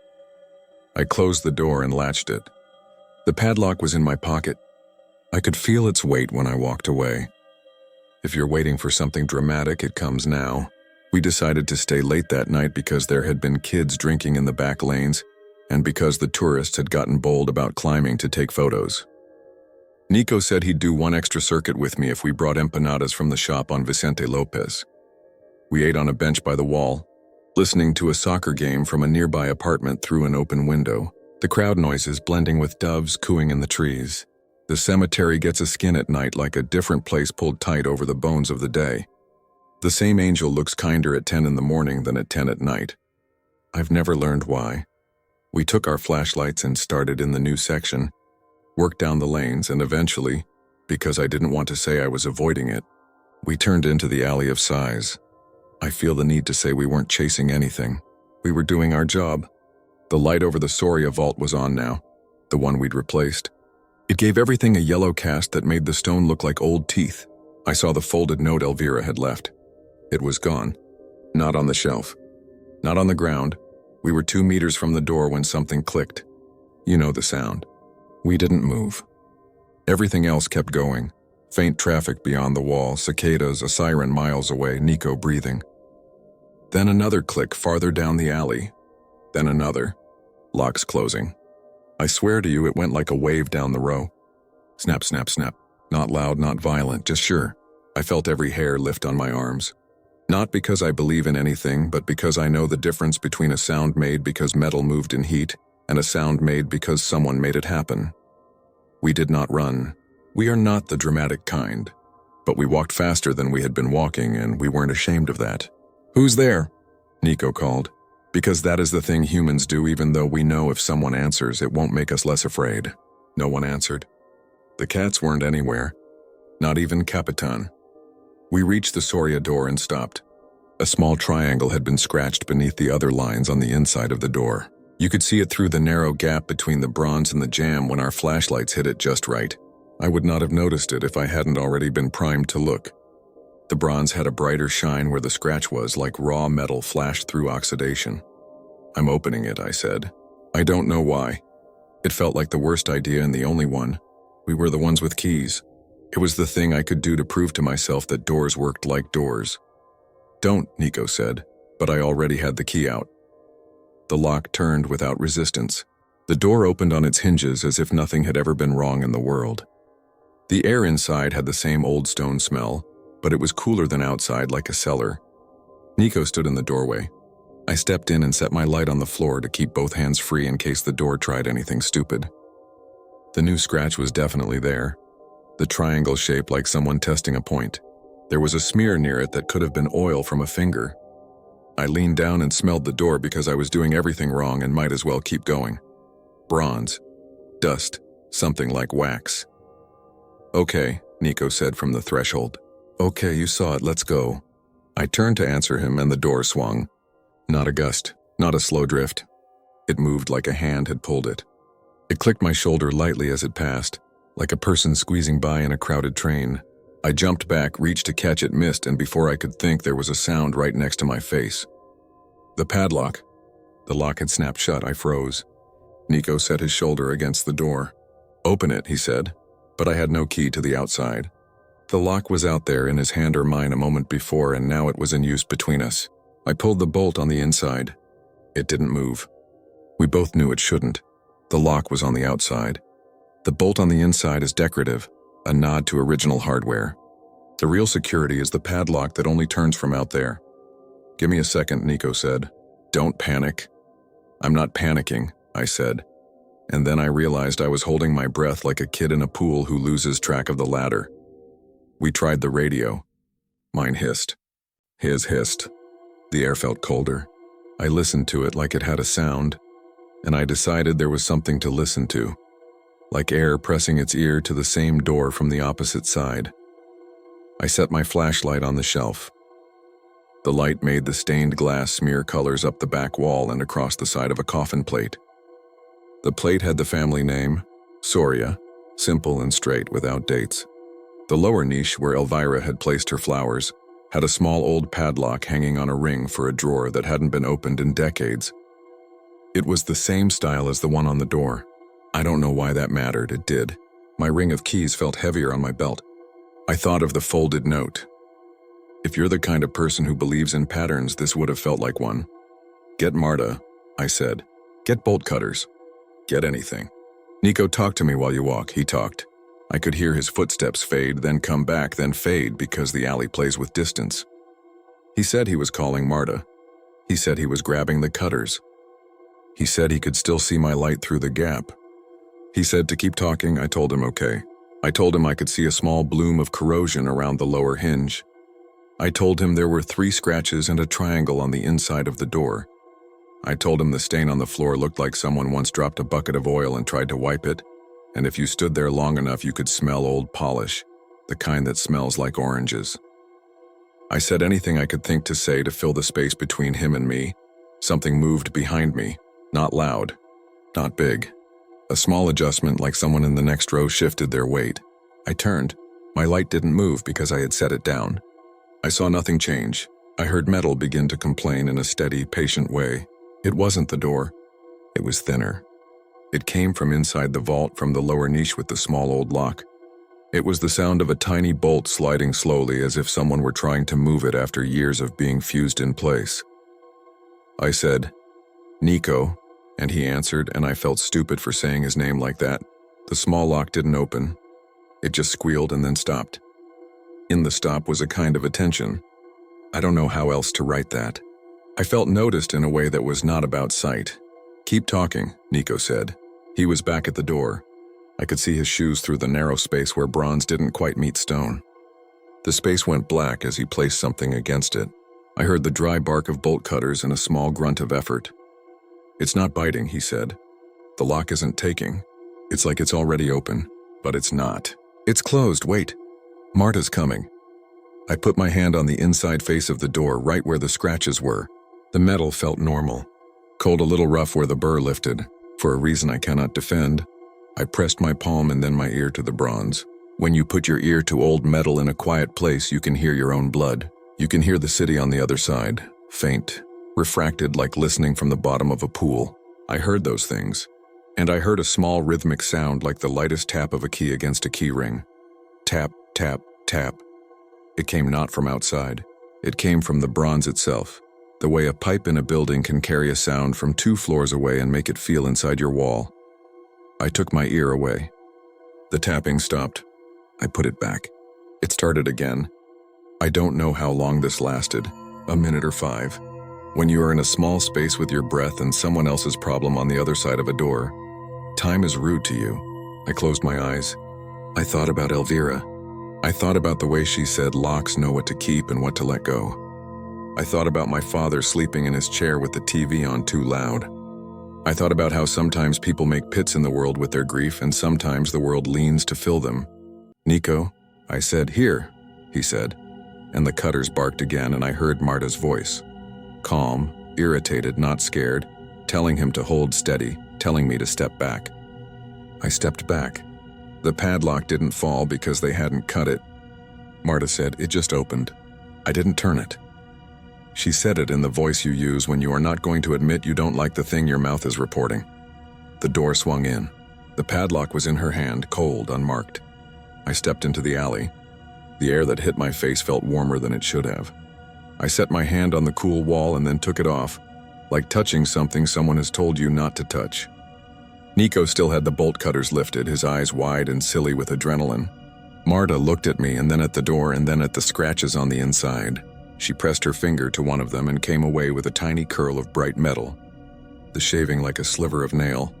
"We're calling it vandalism," she said, "because that is what managers say when the other word for something threatens their job. We'll change the lock. We'll file a report. You," she meant me, "go drink some water. You look like milk." I didn't argue. I sat on the bench where we had eaten and Nico handed me his bottle. The jacaranda leaves rubbed together like paper skin. A guide's voice drifted from the front gates where some late tour was finishing. Evita was the only word that carried. The cats had returned. Capitan watched from the roof of a different vault, tail twitching. I looked at the padlock in Marta's hand. It looked like any other. We watched the camera later. The cemetery had cameras in 4 places. None of them pointed down the alley of size because of privacy complaints. The nearest was at the corner that sees the alley entrance. You could see me and Nico turn into it. You could see us come out later with Marta. In the middle, between those moments, the audio track registered 5 small clicks at uneven intervals. Not loud, not near the camera, like knuckles tapping on a tabletop 3 rooms away. The timestamp put those clicks somewhere in the minutes I was inside. Cameras are liars sometimes, but they're also screwy little witnesses. I copied the clip to my phone and listened to it 3 times and then deleted it because I realized I would play it over and over at night and stop sleeping. We changed the lock the next day. We scratched a tiny X under the new one, on the inside of the door, a mechanic's mark so we could be sure any fresh lines weren't accidents. For a week, nothing strange happened. The cats returned to their old posts. Elvira came back on Sunday and thanked me for letting her in, and I didn't tell her anything about being stuck. I asked about the note like I was asking about the weather. She smiled like those smiles that don't reach the eyes and said she changed her mind and took it back. I don't know if that's true. I didn't see her take anything. People don't like the idea of leaving a piece of themselves behind. A week later, Jorge called me to the Soria door in the morning. He didn't say why. He just said venite. His face was tired. He put his finger on the inside of the door where our X was. The X was there, and beneath it was another thin scratch, a new one. He took my hand, which is not something Jorge does, and put my finger to the burr so I could feel it without trusting my eyes. "Sometimes we keep the wrong things," he said. "Sometimes the locks help," we told Marta. She said what we knew she would say. We changed that lock again and then stopped leaving a lock on at night, using only the latch, telling ourselves that removing the piece of metal that could click meant taking away the possibility of hearing the sound we didn't want to hear. For a while it worked. Doors were doors again. Cats lounged. Tourists asked for famous names and left lipstick on a certain marble. Here's what stayed with me. I started hearing the lock sound in my apartment. Not a lot. Not like a haunting in a movie. Just once on a Tuesday in the kitchen, when I set down my key ring and stepped away. I turned because the sound of small metal closing is a sound you react to when you hold keys for a living. The ring had shifted slightly on the counter, like someone had plucked it with their finger. I didn't move. I watched it until the coffee boiled over. A few days later, I noticed a faint bright line on the inside of my apartment door at about knee height. A scratch that hadn't been there, one I could feel with my nail. My building is old. People drag things through hallways. I sanded the burr and painted over it because I didn't want to think in triangles and crosshatches. I still have a job at Recoleta. People ask me for directions. Tourists hold maps that fold like origami and ask for names they mispronounce, and I like them better for trying. I give water to cats and chase teenagers off statues. The Alley of Sighs is just a place between other places most days, but sometimes right when the sun slides behind the buildings and the heat gives up, I'll be walking there and I'll reach for my keys to reassure myself that I'm the person who decides what opens and what closes. My hand will touch the ring and it will feel lighter, just enough to make me look. The keys will all be there. The ring will be cool. Everything will be normal.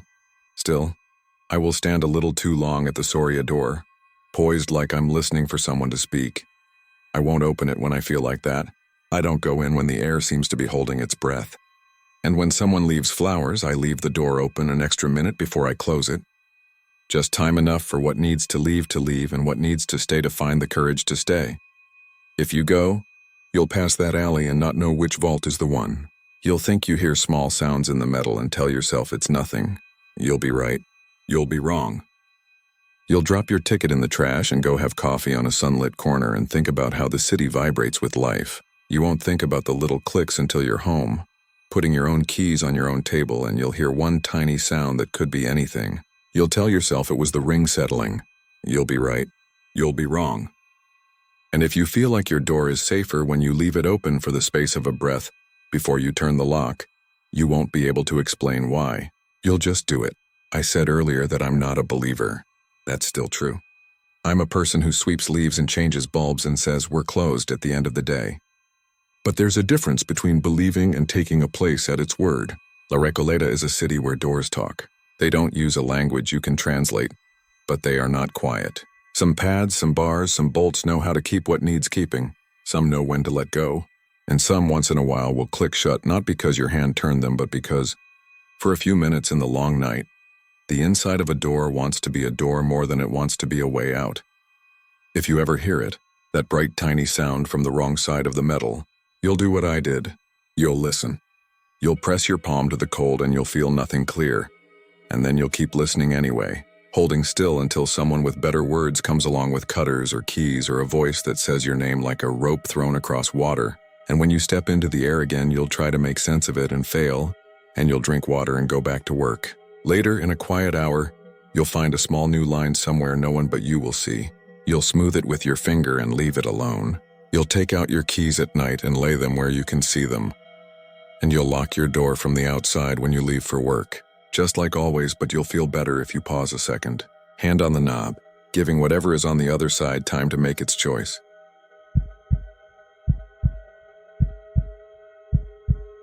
I make my rent guiding people through St. Louis Cemetery No. 1. It's the little city of the dead a few blocks from the quarter. All bright white walls and narrow alleys and crypts stacked like ovens. On a hot day, the sun bounces off the stucco and you feel it coming at you from every angle, like you're walking inside a toaster. People imagine cemeteries are cool and shady. This one isn't.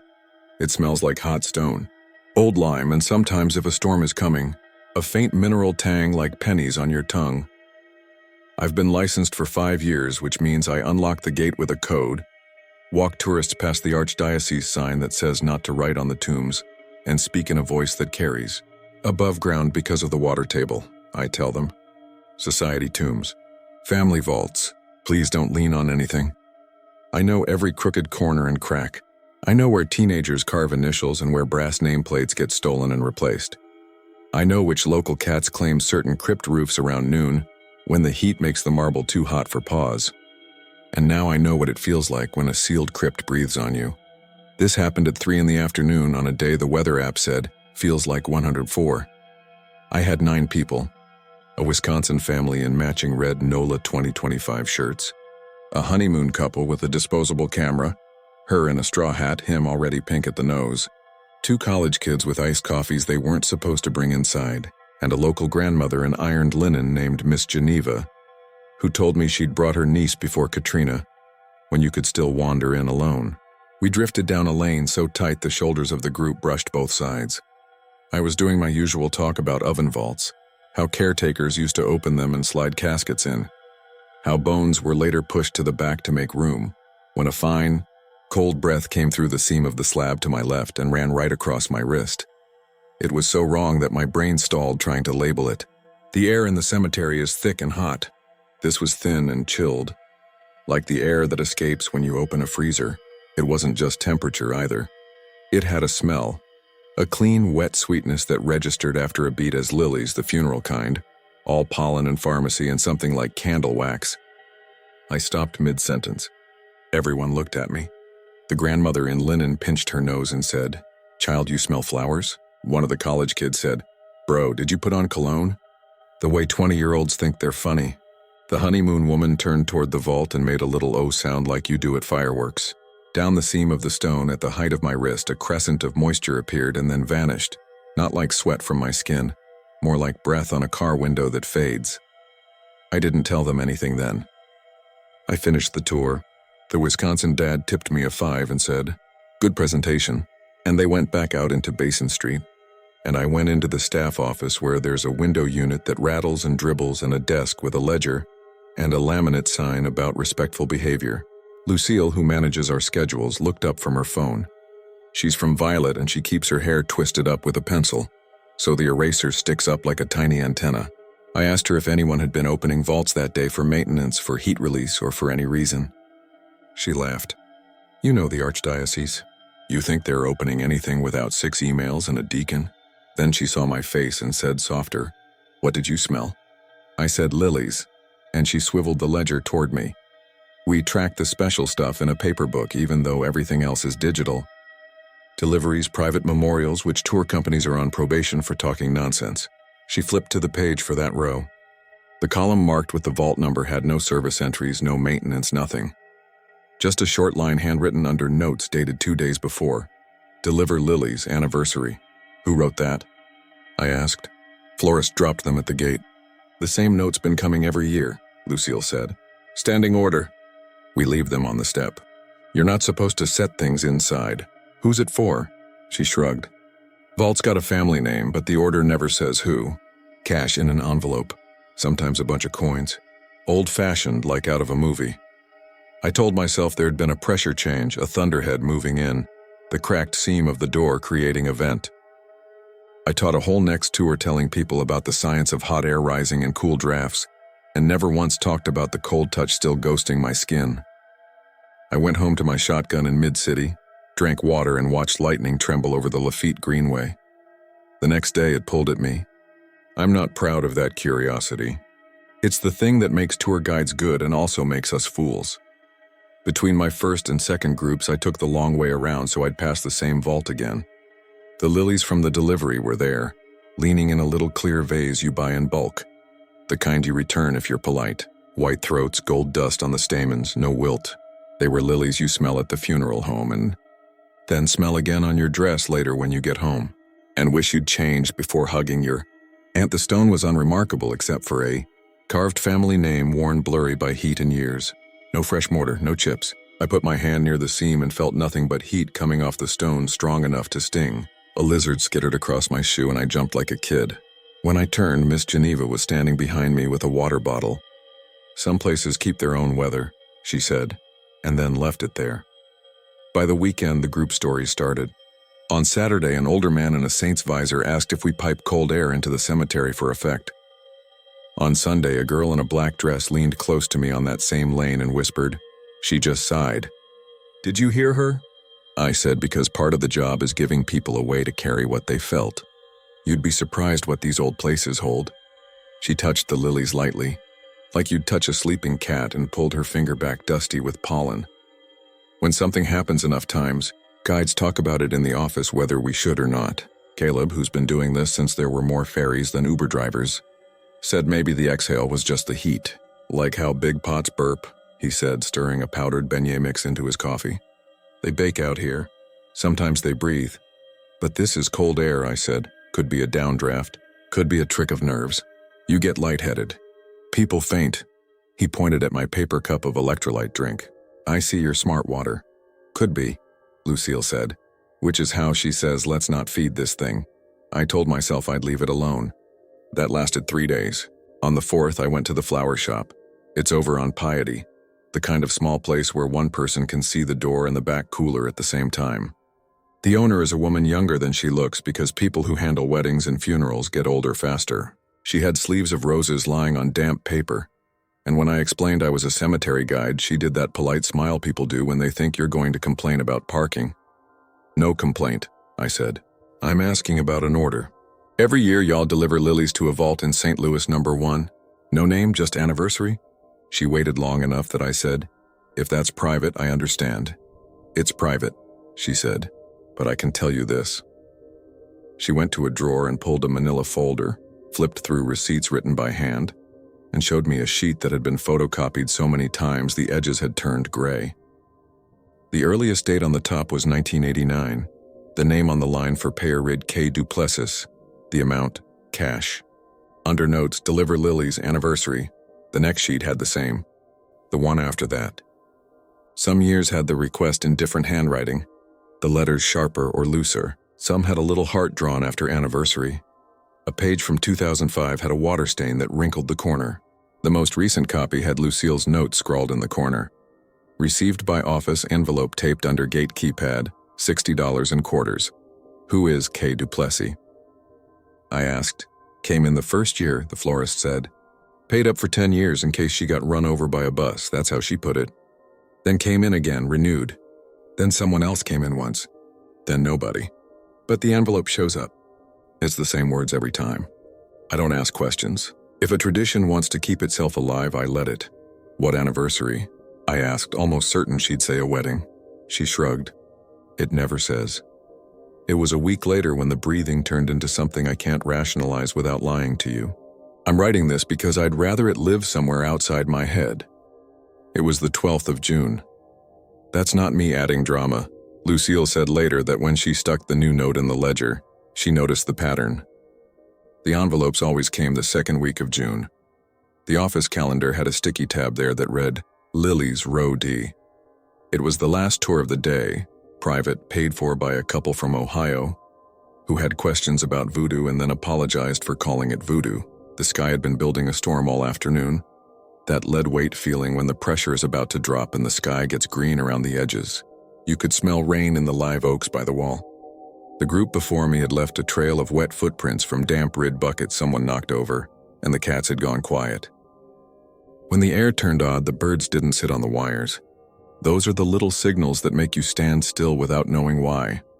I'd just finished my piece about the society tombs when the Ohio husband asked if the voodoo queen was here. We were within sight of the tomb people like to think is Marie Laveau's, the one covered in faint graffiti X's you can't see unless the light hits right, even though we tell people not to mark it. I told him I could talk about it, but we wouldn't go up close. He was fine with that. His wife was quiet, holding her tote bag the way you hold a purse on a subway. Then the first breath came. It slid out from the seam at wrist height again, but stronger, long enough that I could feel the hairs on my arm lift and smooth. It was cold, clean. The lily smell so fresh I could taste the powder. The Ohio wife flinched. Do you feel that? She said. Her husband frowned and then said, air conditioning? That's clever. He put his hand to the stone, then jerked it back. It's burning. Before I could say anything, the breath paused. Then it came again. 2 short exhalations like someone laughing without sound. I stepped back and bumped into the wife. The alley felt narrower than it had a second ago. The seam where the breath came through had gone from hairline to something I could see. A vertical dark like pencil lead. As I watched, moisture beaded along it the way a glass sweats. A fat drop formed, Traced a path over a chip and the smell of lilies deepened sweeter and thicker. Too much, almost bitter. I felt light the way heat makes you muzzy.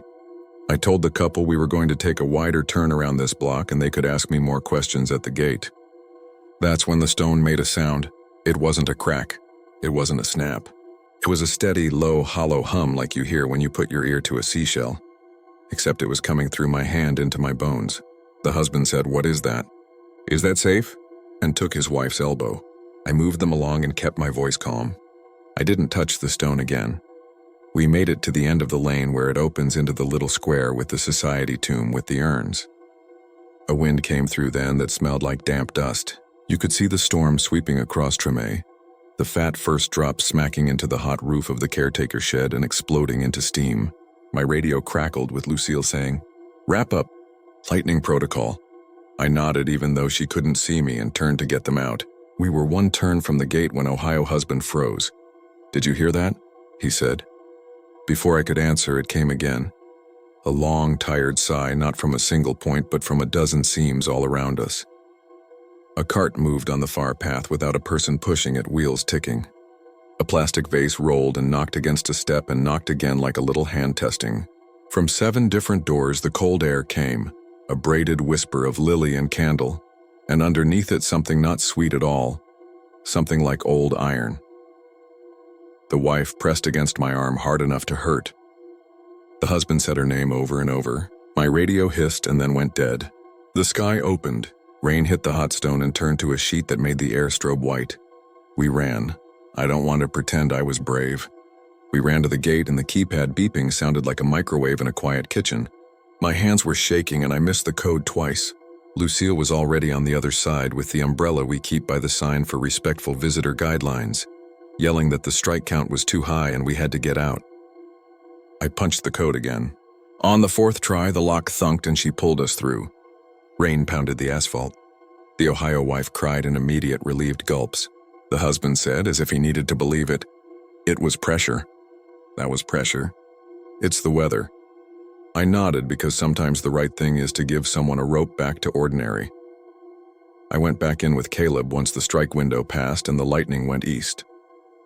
The lilies were still on the step of the vault. They'd collected raindrops in their throats that magnified the veins. The seam didn't look any wider. When I put my palm there, the heat stung. In the office, the air conditioner had given up for the day, and everything smelled like damp paper and coil dust. Lucille had the ledger open with a date written in the margin, June 12th. Under it, in pencil, someone had added a tiny heart. The point of the heart stuttered like the pencil had trembled. "Who drew that?" I asked. "I didn't," she said. "It wasn't there when I went to get y'all." Caleb stood by the window with his hands in his pockets. His face had the shut-in look of someone keeping a story from running wild. "Years ago," he said, not looking at me, "we had a guide who brought lilies every June. Tall woman, gray braid. Said it was for the Duplessis anniversary. She was light on details. She had a stroke leading a tour. Dropped right there by Row D. Survived, I think, retired. After that, the envelopes started coming." "What anniversary?" I asked again, because it felt like a loop I might be able to step out of if I found the right word. He shrugged. "People promise each other all kinds of things. People promise the dead more than they promise the living. Maybe it was a wedding. Maybe 2 kids who picked this as a meet spot and one never came. Maybe a mother and a daughter. Maybe it's not about the people at all. Maybe some places just want 1 day a year to breathe. We didn't put that in any brochure. We talked about permitted hours and proper behavior and the importance of not stealing brick chips. I slept terribly for a week anyway. 2 days after the storm, someone tucked a single lily under my windshield wiper. No note. I stood in the hospital parking lot where my friend Casey works nights and stared at it, while the automatic lights clicked on one by one. I took it home and put it in a glass. The pollen turned my thumbs yellow when I moved it, and I thought about a woman drawing a heart in a ledger with a pencil that shook, and wondered if that pencil had been her hand or someone else's. Things returned to the way strange things usually do. The next tours were normal. People asked me about Nicolas Cage and Marie Laveau, and why there were shells on a certain step. A kid from Florida tried to climb a wall and I had to speak sharply, and he looked at me with that wounded, indignant teenager face, and I wanted to apologize and didn't. The lilies on the step browned at the tips, and then I found the vase gone one morning, probably taken by whoever leaves the place decent when we're not looking. I avoided that lane for a while, and then I made myself walk it again, and it was just an alley in a hot cemetery. That's almost worse. In late July, an older woman came to the office and asked for Lucille. She wore a long denim skirt and had that weathered look of people who've been outside most of their lives. When she smiled, it was like a crack opening in wood. She said her name was Karen. The way she said it, it sounded like an old name again, not a punchline. I used to work here, she said. I wondered if anyone remembered me. Caleb remembered. He hugged her gingerly like she might break, and he looked at her like someone recognizing their own handwriting in a book. She apologized for making a fuss back then. She had a tremor in her right hand and a stubborn tilt to her chin. She asked if she could walk the rows alone for a while. Lucille said yes on the condition I shadowed at a distance just to keep an eye. I did. Karen moved like she was measuring, like each step had a memory attached. When she reached the Duplessis vault, she stopped. She put her hand near the seam and then lowered it. She didn't bring flowers. She didn't open anything. She just stood there with her eyes closed. After a minute she spoke, whisper quiet, and I caught only pieces. I kept it, she said. I kept it. I told you I would. When she came back to the office, she thanked us and left an envelope with Lucille. It had $60 and a handful of quarters. The note said, in a hand that trembled and tried not to, "Deliver lilies. Anniversary." I asked her in the parking lot what anniversary it was. I tried to be gentle. She put her hands on the roof of her car like she needed to steady the world, and looked at me with eyes that went from blue to gray. "It's for my parents," she said. "They were married the day the storm came in '62. His family had a vault here. We always joked the old ones would eavesdrop on the vows. He died young. I brought lilies the first 10 years because she loved the smell and he hated it, and then because I didn't know what else to do, and then because I was afraid to stop. Then I got sick and started forgetting things. I put money aside so whoever found the envelope would know it mattered. She stopped. People think the living keep the dead alive. Sometimes I think the dead keep us alive by making us keep our promises." She drove off. The next June, I'll probably walk that lane again with 9 tourists and a bottle of water, and a speech about oven vaults. I won't mention breathing. I won't mention how, when the thunderheads sit heavy over Rampart and the cats flatten themselves under the steps, the air there goes thin and strange. I won't say that when it happens, and it happens. I hold my wrist where the cold first brushed me and think of a tiny penciled heart and an envelope taped under a keypad in the heat. I won't tell them that on that anniversary day the vaults do not feel unwilling, that the sound is not a groan or a warning. It is a release, like someone finally letting out air they've held too long. You can say there's a reason. Pressure, storms, cracked mortar, weird thermals, draft physics. You can say that, and I will nod and give you the code to the gate, and we will both step back into a world that prefers answers with edges. You can walk away and keep whatever you felt in there in a small box and never open it again. Most people do. But when I lock up at the end of the day and the sun whitewashes everything and the whole place smells like wet stone and a sweetness that never lasts, I wait a second, just in case. Sometimes a cool edge of air slips out into my palm like the hand of someone drifting past a stranger, and it carries enough lily with it that I know somebody is still marking something they don't want to forget. I stand there with my hand open until it's gone, and then I put the ledger back in the drawer. On the date, there's still a heart. I don't know who drew this year's. I don't need to.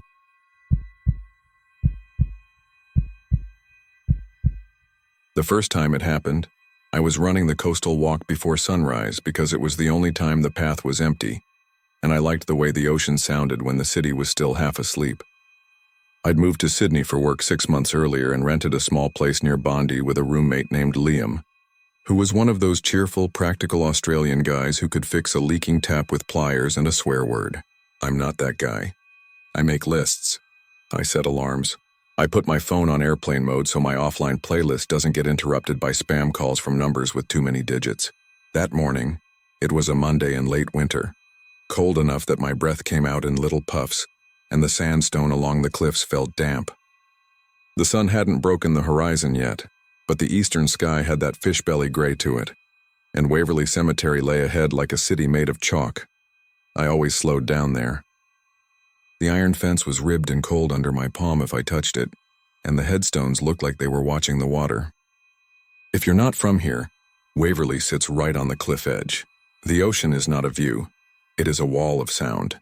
When the swell is heavy, you can feel it through your feet. I stopped to stretch, leaned against the fence, and took out my phone to skip a track. Airplane mode on, battery at 93%. Nothing unusual. When I put it back in my pocket, it buzzed.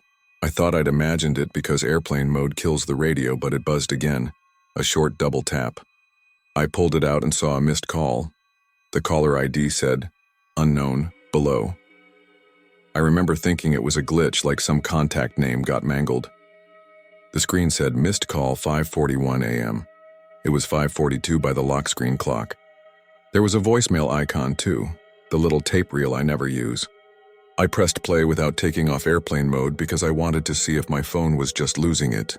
The voicemail loaded instantly. It shouldn't have. Then the audio started. Wind, the kind that scrapes across a mic, and the long pulse of waves deeper than they sound in person, like you're inside something breathing. For maybe 5 seconds, it was only that. Wind and waves. I lifted my eyes without meaning to and looked at the water beyond the fence. And then a second voice came in, so faint I nearly missed it. It wasn't close to the mic. It was far, like a radio through a wall. It said my childhood nickname. It said Gudu. No one in Australia knew that name. I'd left it on the other side of the world. Only my parents and a couple of cousins called me that, and even they'd switched to my actual name once I hit high school because I hated how small it sounded. I stood there on the path with my thumb on the screen, suddenly feeling stupid and exposed. The voice didn't sound like my mother or my father. It wasn't anyone I recognized. It didn't even sound exactly human. It sounded like someone speaking while their mouth was half full of cold air, like a whisper that had traveled a long way underwater. I didn't finish the run. I walked home, holding the phone like it might go off in my hand. The missed call was still there. The voicemail had no transcript, just transcription unavailable. I kept airplane mode on the entire time because the idea of taking it off felt like opening a window at night. When I got back, Liam was making toast and complaining about the price of avocados like he does every second morning. I told him what happened and he laughed until I showed him the log. "Unknown below?" he said. "That's messed." "You think it's a bug?" I said. "Everything's a bug until it's a feature. Press play." We listened to the voicemail together. He didn't laugh then. His face changed in this small, careful way. He leaned closer like the sound was hiding in the air between us.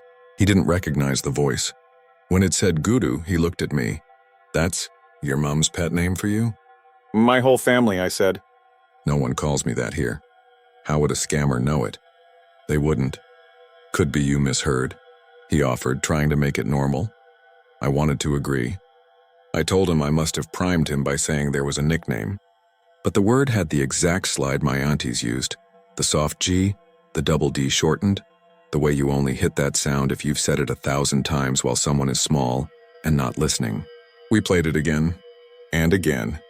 The more I listened, the more I wished I hadn't. Because once you decide a sound is a word, your brain will find it every time. "Turn off airplane mode and call it back," Liam said.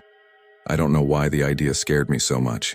It felt like looking over a balcony and your stomach says no. "What if it rings?" I said, "and I hear the same wind?" "Then you tell them to get stuffed," he said, trying to be funny. I didn't call. I left for work and pretended I didn't spend the bus ride staring out at gaps between buildings like they were going to answer me. During lunch, I went to a phone store near Martin Place and asked the guy at the counter, Kava, his name tag said, if you could get a voicemail to download while airplane mode was on. He laughed and said no, unless I'd turned it on after the call came in. I told him I'd turned it on before I left the flat. He said maybe it queued and auto-downloaded later when I took it off. I said I hadn't. He said sometimes the indicator doesn't update instantly. I was too embarrassed to push it.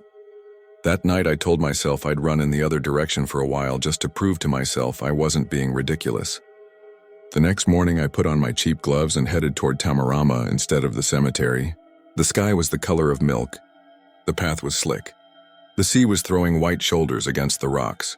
I kept my phone on airplane mode because superstition feels like safety when you don't name it. I ran until my calves burned and doubled back because that's what you do on a path that wraps a cliff. I made it home without a buzz. I wish that's where it ended. 2 days later, I woke at 3:19 a.m. to my phone vibrating on the nightstand. Not the cheerful chime I use for alarms, the deep physical buzz of a call. I didn't turn on the lamp. I reached for the phone in the dark like it might bite, and I felt the ridges of the case, the smooth glass, the little notch of the volume button. It was still on airplane mode.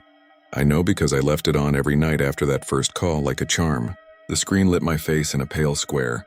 The call had ended. Another voicemail icon blinked at me. The caller ID said what it had said before. Unknown. Below. Liam wasn't home. He'd gone to Newcastle for work. I lay back on the pillow and listened to my room fill with the sound of the cemetery's wind, because I knew that's what it was now. The wind on the cliff has a hiss to it, a way of stripping the tops off words. The waves sounded closer this time. And then, in the breath between sets, the voice said my nickname again. Then in a tone that was almost coaxing, like when someone calls a dog at a park, it added, "Come down." The air in my room felt colder than it should have. I don't mean temperature. I mean the way the quiet changed. There was a detail I haven't said yet. The voice didn't have an accent that belonged to any one place. If I had to describe it, I'd say it sounded like someone who'd learned English from family who learned it from the BBC 40 years ago, and then flattened it by living in places where a dozen languages bounce off each other every day, which could be anyone. Which is what made it worse. The next day I didn't go running. I stayed late at work and took the bus to Bronte and walked the path at sunset with other people around me, so I wouldn't feel crazy. The cemetery glowed for 10 minutes like it was made of bone. I stopped by the fence because it felt childish not to. There were flowers on a grave near the path, still in their plastic sleeve, the price sticker half torn, long stems beaded with water. A man in a high-vis jacket knelt 2 rows in, scraping lichen from a headstone with a tool that made a dry sound. When he stood and saw me looking, he nodded. I recognized him from other early mornings. The groundskeeper, or a groundskeeper, tall and thin with a stoop that was habitual, not tired. "Evening," he said. "Evening." He looked at the ocean. We all end up doing that there. "Rough," he said. "Yeah," I said. I don't know why I asked him next what I asked, if I was hoping for a story or permission to have mine. "You ever get calls out here?" He didn't laugh. He squinted at me like he was trying to place whether we knew each other. "Calls?" "Like," I said, and immediately felt stupid. "Phones, dropouts, weird stuff. Phones go mad out here sometimes," he said. "Compass goes loopy too. Blokes treat this walk like a gym and then ring me up because their watch says they ran 30 kilometers in a circle. I tell them the cliff is not responsible for their delusions." He said it without meanness. "Why?" "No reason," I lied. "Just curious." He nodded like he didn't believe me but wasn't going to pry. "People think it's the wind," he said after a second. "Carries everything." "Makes you think you heard your name." "There's a reason the oldest stories are about voices on cliffs." "What's your name?" I asked because it felt polite and I wanted to use something other than the groundskeeper in my head. "Keene," he said. "Mr. Keene, if you're asking me for anything." I smiled. And he didn't.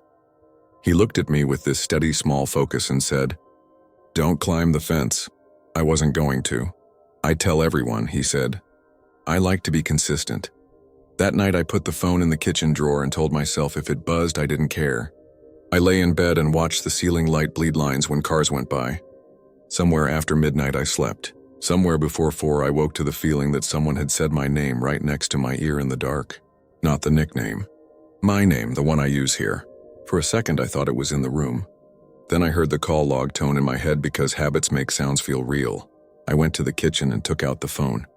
Another missed call, same caller ID, same timestamp on the voicemail, 3:19 a.m. I pressed play. And before the wind, before the waves, there was a muffled click like a finger covering a mic and a breath that wasn't mine. And then clearer than before, "Come down. Gudu."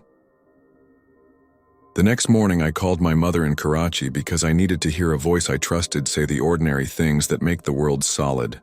She asked if I was eating. She asked if the cold was making my bones ache like she warned me.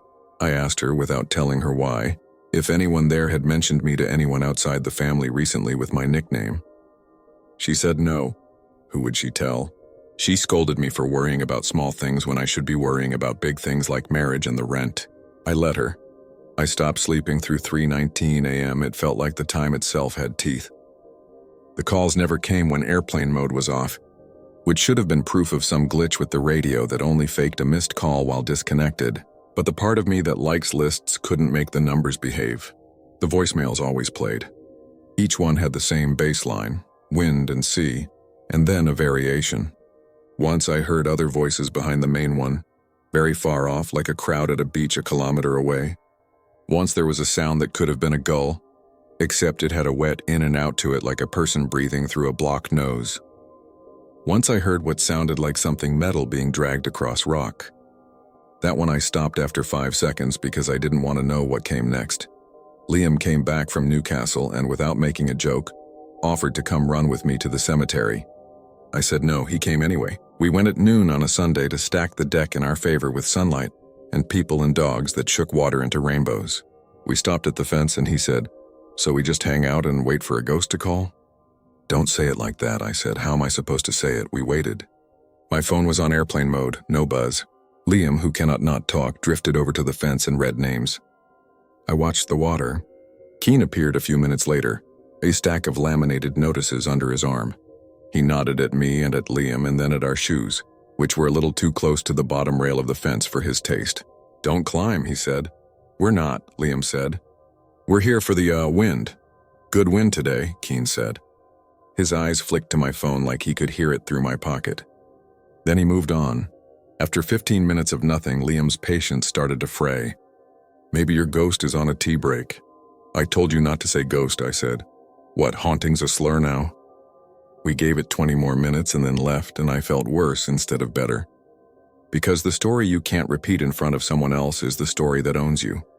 On Tuesday at work, my manager asked if I was sleep-deprived because I moved a decimal in a way that made a number in a spreadsheet look like a lottery win. I went into a phone forum in the afternoon, a place where people argue about models like their religion, and I wrote a post asking if anyone had ever gotten voicemails while on airplane mode. The answers were boring, even the snide ones. "No, bro, impossible. Maybe you turned it on after the call. Maybe your voicemail app caches. Maybe your provider is laggy." Then a private message came in from a user with a numeric handle and a profile that looked like it had been created that day. It said, "If the calls are only at one place, don't go back there. If there's a name for what you're getting, I don't want to know it. Delete this message." I didn't delete it. I read it until the words blurred. The next step was dumb. I know that. But there's a particular kind of dumb that happens when you persuade yourself you're above being persuaded. I told myself I would go back to the cemetery at night once, just once, with every normal, grounded thing on my side, flashlight, common sense, fence between me and the edge, and I would stand there and let the wind be wind and the sea be sea and prove to myself my head was making the rest. I didn't tell Liam, I didn't tell anyone. I walked down to the coastal path at 11 on a Thursday, with my hood up and my hands jammed into my pockets so I wouldn't put them on the fence without thinking. There is a different world on that walk at night. Lights from the houses step down the hill like people staring. The cemetery is a blacker patch of black. The ocean has moods you don't get during the day. It pushes and pulls with purpose. The wind came from the south and smelled like weed and wet stone. My phone was on airplane mode in my pocket, screen dark. I stood at the fence and did nothing for a long time. When the buzz came, it wasn't a buzz. It was like someone tracing a cold finger down my spine. My pocket vibrated soft and twice. I took out the phone and didn't look at the water. The lock screen said 11:48 p.m. A missed call notification sat there like a little white stone. Unknown below, a voicemail icon pulsed. I should have left. I pressed play. The first part of the recording was louder than any before. The mic hit wind like a wall. It clipped and hissed. In the gaps, I could hear a rhythm I hadn't in the others. Something like the regular sprint of water through a narrow place. Then the voice spoke, not far this time, not radio distant. It said, "Turn around," in a tone a parent uses when they found a child doing something dangerous. I didn't. I felt stubborn and stupid and angry in a way I hadn't expected to feel. I kept my eyes on the screen because it was easier than looking at either direction. The voice said my name, not the nickname. My name here. The exact pronunciation Liam uses when he wants me to pass the remote. Then it said, almost conversational, "I'm down here." I turned then, not toward the ocean, toward the rows of headstones, the small ones and the tall ones, the crosses and angels. the rounded shoulders of stones with dates that began in the 1800s. The path behind me was empty. The grass between the plots was wet, and a mist had risen from somewhere lower than me like breath off a lake. A row of graves ran right up to the fence where I stood. The nearest headstone was polished granite with gold letters that picked up nothing from the night. I couldn't see a person anywhere. I put the phone to my ear like that would make a difference to a recording. The voice said in the same almost conversational tone, "Just a bit further." That was when the first step of the thought arrived. I could climb. It wasn't even a sentence. It was a picture. One leg over the fence, then the other, landing on the damp grass, walking between stones to the drop where the invisible path goes down to the ledge, where fishermen sometimes cast at stupid hours. I don't fish. I don't climb well.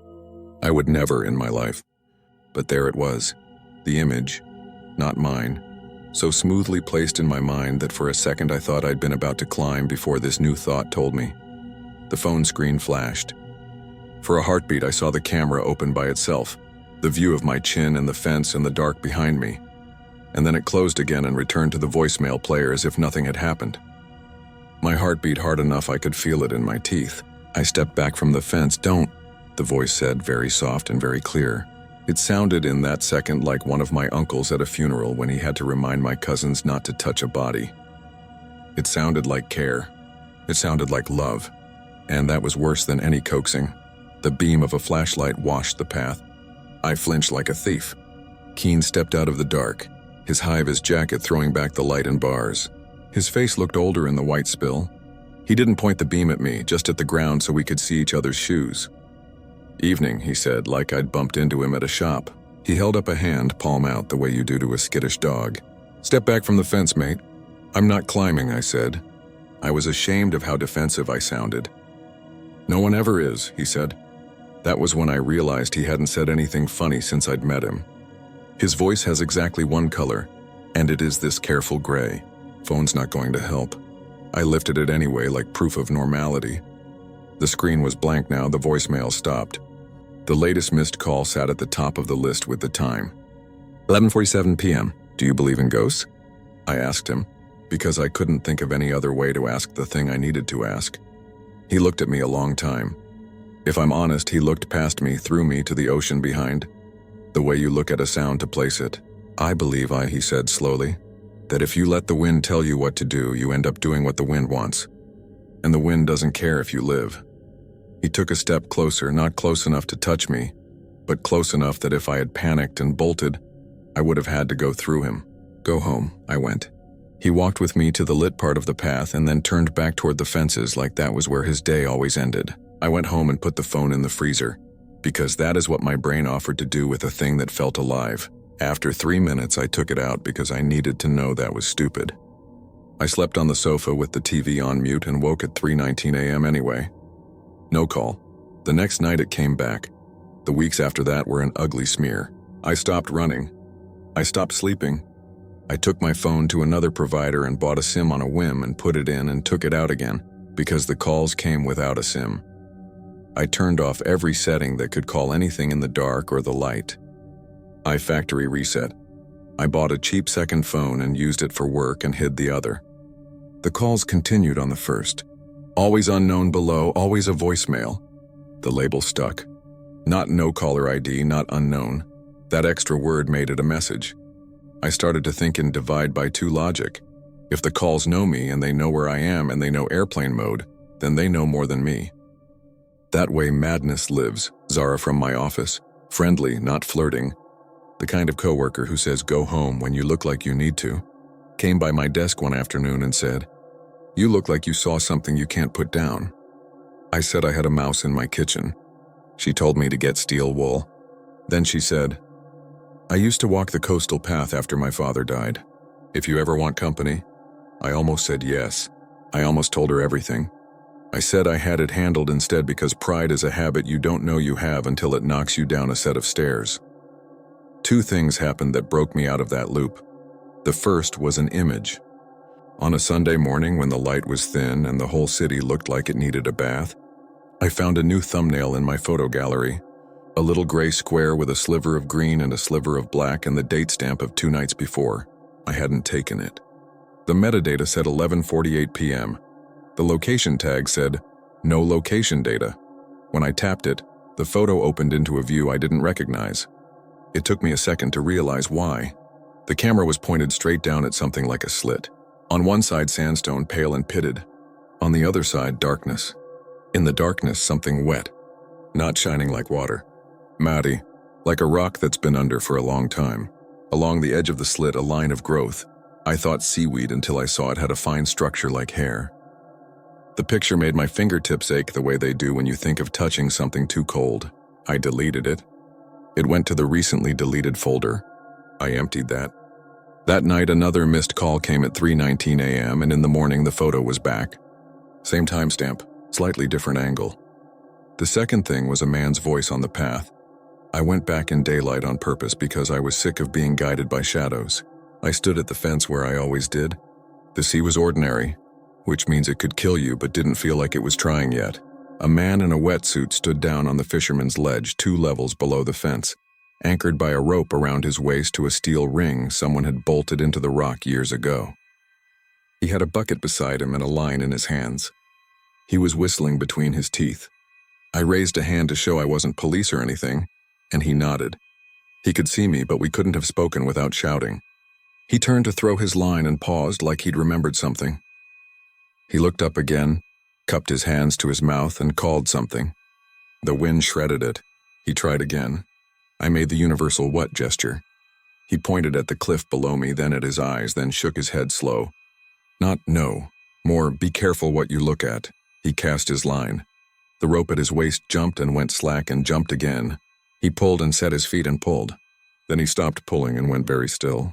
He looked down at the bucket, then up at me, then left, toward the mouth of the little channel where the swell runs in and out like a breath. He took a step, another. He let the line go, he leaned. He would have fallen if he hadn't remembered the rope at his waist. He put a hand on the rock to steady himself. Fingers splayed like he was pushing against something that was pushing back. I don't know how I knew what I knew, but I knew. He was hearing it too. Not my name, his, I waved and shouted. I could tell he heard me because he shook his head hard, the way you do when you come out of a daydream. He looked at me with a raw, embarrassed anger I recognized because I'd worn it. He hauled his rope hand over hand back to the ring and tied a knot so clean it made me like him. He packed up the line in the bucket and scrambled back up the path like a man leaving a place he loves because this time, it almost took him. When he reached me, his lips were white and he didn't say anything at first. Then he said, "Don't bring a phone," as if that mattered more than anything else, and left. 2 nights later, the final call came, though I don't know if it was final or if I just stopped answering. There was a southerly blowing, one of those ugly, honest winds that sweeps the city raw. The time was 3:19 a.m. because of course it was. The voicemail was longer than the others. The wind surged in and out. In the gaps, I heard something I had never heard on any of the recordings. My mother's voice saying my name as if to wake me gently. Not the nickname, not the soft child sound, but the name she uses when I leave the house. Not a recording of my mother. My mother in Karachi asleep, not calling me. Then it slid, like a needle finding another groove, into the voice that had called me down all those nights. "We're below," it said, as if that were a reassurance. "Come down." I wrapped the phone in a towel and put it in the bottom drawer with the frying pans and went to the living room and lay on the floor because the sofa felt like it was looking at me. When I woke, the light had that bald look of morning after a bad night. I took the phone out of the drawer and checked the photos. Another new one, same slit, same hair-like fringe, but this time there was something else in the frame at the top edge. The smallest curve of something pale and smooth and oval, like the top of a skull if you stood directly above it and looked down. I closed the photo. I opened it. I sent it to a folder on my laptop called Taxes because I knew I would only open that when I had to. Then I wiped the phone again, factory reset, and carried it to the bin area behind our building. I lifted the lid of the general waste and dropped the phone in, and then stood there like an idiot, waiting to feel either relief or grief, and felt neither. I went upstairs. I made coffee. I didn't sleep that night or much since. There are small coda notes, the sort of things people ask for when you tell them a story like this because they hope for closure like it's a product you can buy. I called my provider and asked for a list of calls to my number in the past month. They sent me a PDF with dates and times.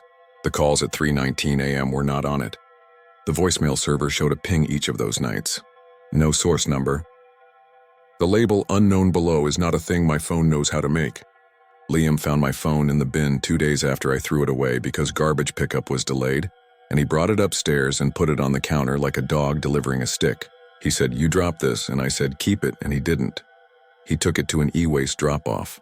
I bought a different phone. I don't take it out with me on the coastal walk. I don't go past Bronte anymore. I run on a treadmill at a gym that smells like rubber and disinfectant, where the only wind is from fans. Sometimes at 3:19 a.m., my new phone vibrates on the nightstand with a quiet nudge that is probably a calendar sync or an app I forgot to uninstall. I don't check it. I look at the wall and recite to myself the list of what's real. The bed, the lamp, the small chip in the paint near the skirting board, the sound of a car 2 streets over. It helps until it doesn't. Once in the middle of a meeting at work, I opened that taxes folder I'd named for camouflage and looked at the photos because I needed to see if my brain had embroidered them. They hadn't changed. The third one still has that curve at the top of the frame. It could be a trick of the light.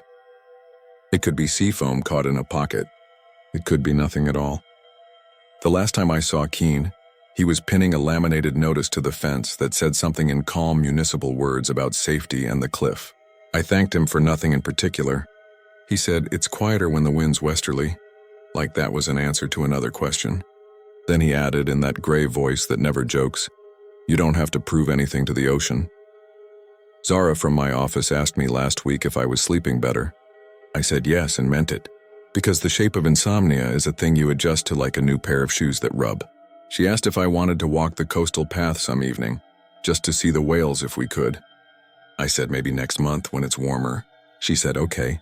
She didn't press. We stood at the window and pretended to see movement far out. It's easy to say the calls were a glitch because glitches don't ask you to step over a fence. It's easy to say the voice wasn't real because real things have addresses. The thing I keep going back to is small and ridiculous. On the first voicemail after the wind and before the wave, when my nickname slides through the mic like someone said it inside a conch shell, there's another sound like a tongue catching on teeth, a tiny click. My aunt had that sound when she said it. She used to stand at the door and call me in from the lane in the heat of the afternoon, so I wouldn't wander off into traffic. She'd make that click and say the name and I'd come. Some nights I wake with the surety that if I walked down to Waverly at 3:19, I would not hear my name. I would hear someone else's. Someone walking ahead of me or behind me. A runner with white earbuds and a hat against the wind. A woman in a long coat. A man in a wetsuit bowing toward water he can't see. I lie there until the certainty passes.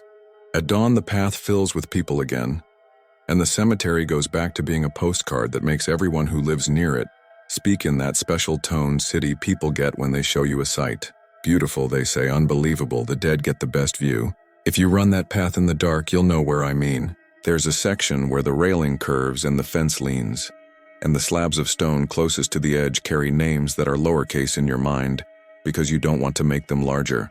If your phone vibrates there while it can't and you take it out, and you see a name that isn't a number and isn't a person and isn't anything that should exist, do what I didn't. Put the phone back in your pocket. Keep your hands off the fence. Let the wind say what it wants. Let it call you what it wants. It only wants you to come down. That's all it has ever wanted. That's all it will ever want.